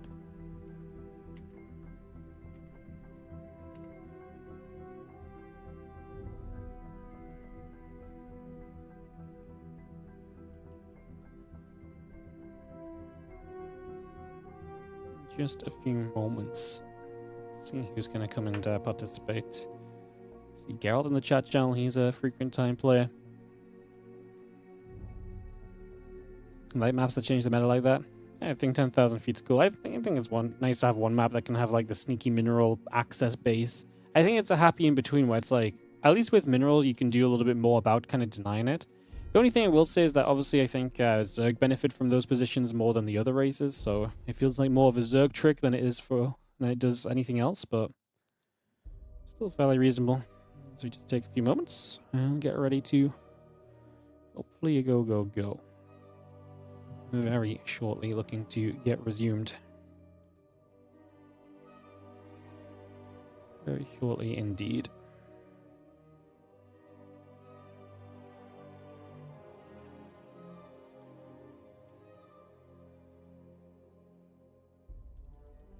Tokamak is going to be the map. Ooh, fun.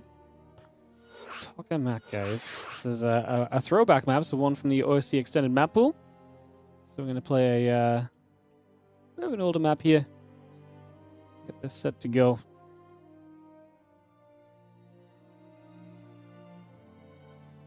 In just a few moments.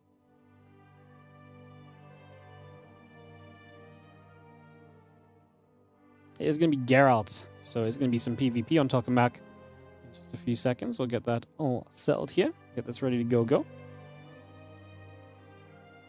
Geralt says hello and have a nice Friday, and that he is ready, so we should be set here. Just a few guys. This King of the Hill comes to a close with Geralt versus Art in the PvP. Let's see who will be king at the end of the day. Again, thanks for joining us throughout the day, guys. Again, once again, thank you to OSC for having us today. It's been a pleasure. We're going to be, like I say, getting through to wrap this up in just a few. With one final map, let's see what happens.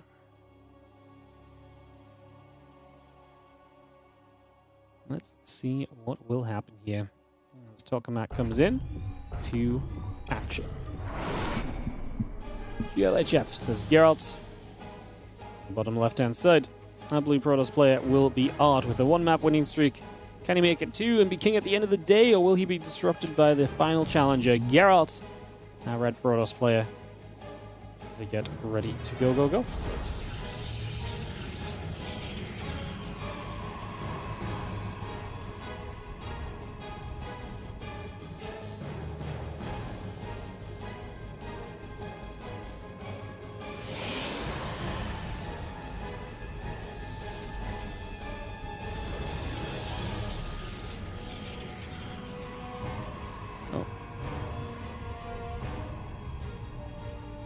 Sorry guys, one sec.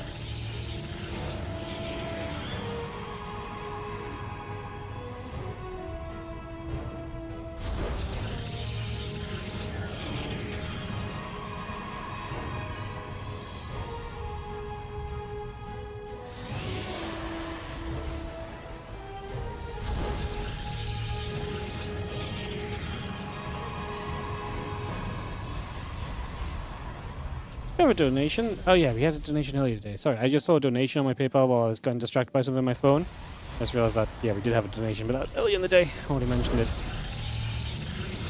Yeah, bad streamer. We're getting the donations. Huh? Unbelievable.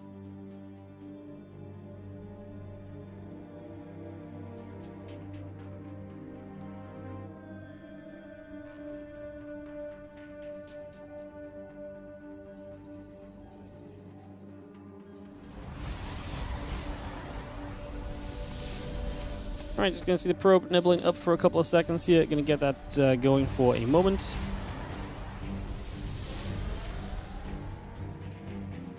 Just have ourselves the Sentry and the Stalker and gathering around for a couple of moments. Just gonna be seeing a couple of probes coming through as well.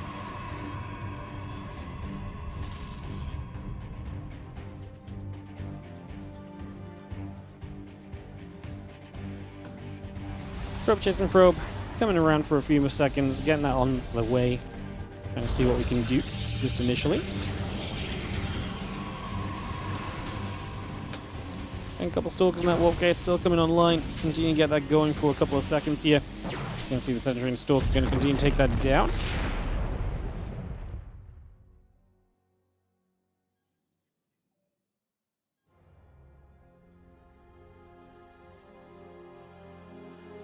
Just going to see that Stalker and Sentry continue to come across just for a couple of moments.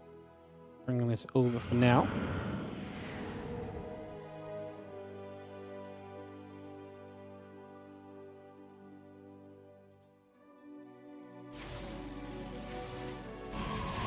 Hallucination is building, but obviously most importantly we've got these proxies coming up right now, so getting that on the go.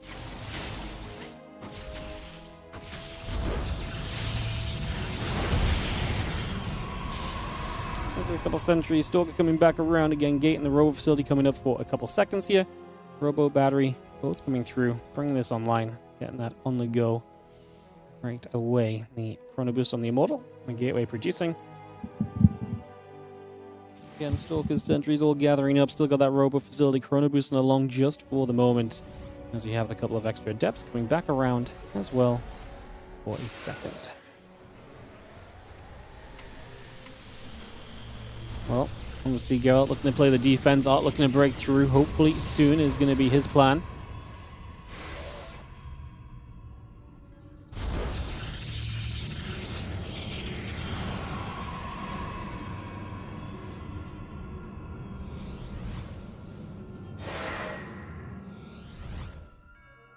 And a couple of adepts will come about again, it's just going to step by for a little bit, move along for a little bit. Again, move about with that for a little while. Get this on the go.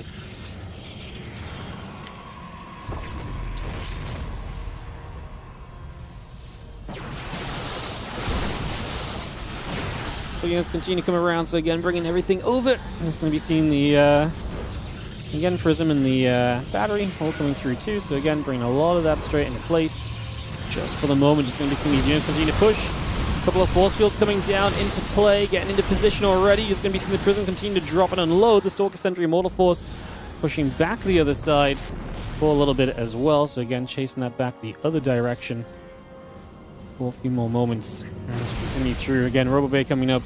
Zealot in production for a couple of moments here.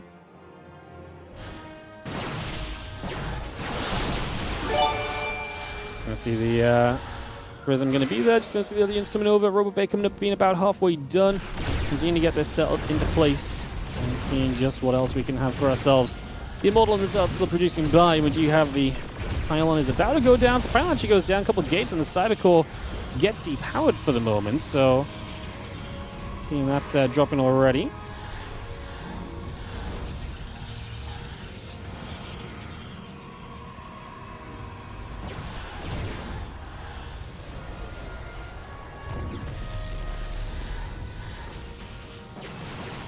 So we've seen the rest of this coming through. The Stalkers, the Sentry still trying to push forward for a couple of moments. So again, just gonna step into this. We are gonna come straight forwards and looking to push through, but I don't think Odd's getting enough progress made at all here. Looks as though he's coming up against a bit of a wall, and he's not able to really do enough at the moment. Not able to break in just yet. The Disruptor Shot gonna come back through once again, so I'm going to fire on with that.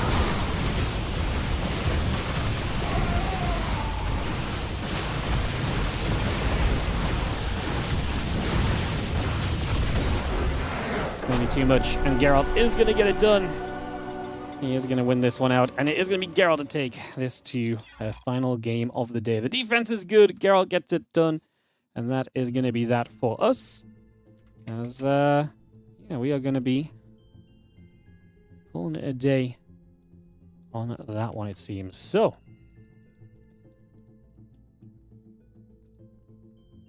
that will be that. And, yeah, guys, I don't really have much else to add for you guys. I think that's going to be it from me, pretty much. So, again, thank you so much for joining us. Thank you so much to OSC for having us as well for the 15 maps today. SCT2, how are you doing, matey? Thank you so much for the 80-month resub. Appreciate it. Thank you very much indeed. Like I say, greatly appreciate it, and thank you so much for supporting. Thank you, thank you, thank you.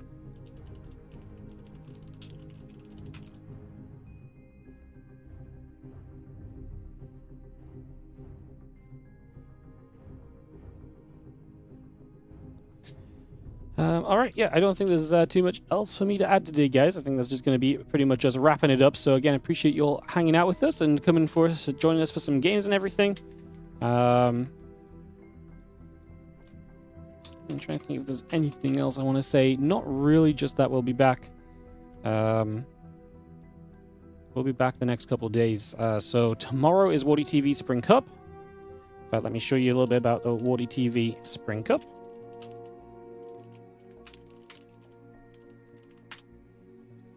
So yeah, this is going to be starting tomorrow, guys. We've got a pretty cool player list. We're just missing, I think, one player from the list right now. We've got 15, and we need +1, so last player being confirmed. You can see Cristiana, Nice, Shameless, Showtime, Trigger, Zaun, Beyond Q, Nikarak, Percival, Lambo, Rogue, Shin, Solar, Yakov. All going to be participating, all going to be taking part. Looking forward to having all of them on board with us and taking part and enjoying the games. Tomorrow we start off with Group A, which will be Shameless, Beyond, Yakov, and Percival. So that's what's coming up tomorrow. Some WardiTV content coming back at you all. So, yeah, look forward to that, because that is coming up. Going to be a good time. Excited to share that with you guys. Like I say, it should be a very, very fun, exciting time. Looking forward to diving into all of that. So, yeah, I appreciate you all. I hope you guys have a great rest of your day. And, yeah, I'm going to be back tomorrow with all of that. Cool. If you've got anything else to ask, then you've missed your chance. This was it. Nothing more being given to you. That was it. All good. Yeah, thank you so much for joining us, guys. I will be back tomorrow for more StarCraft 2 in the form of this Spring Cup. Thank you again to OSC. And I will see you guys for that tomorrow. Bye-bye. Serve ads on the outro. Support the stream, of course, and I'll find someone to host up after. Appreciate you all. Bye.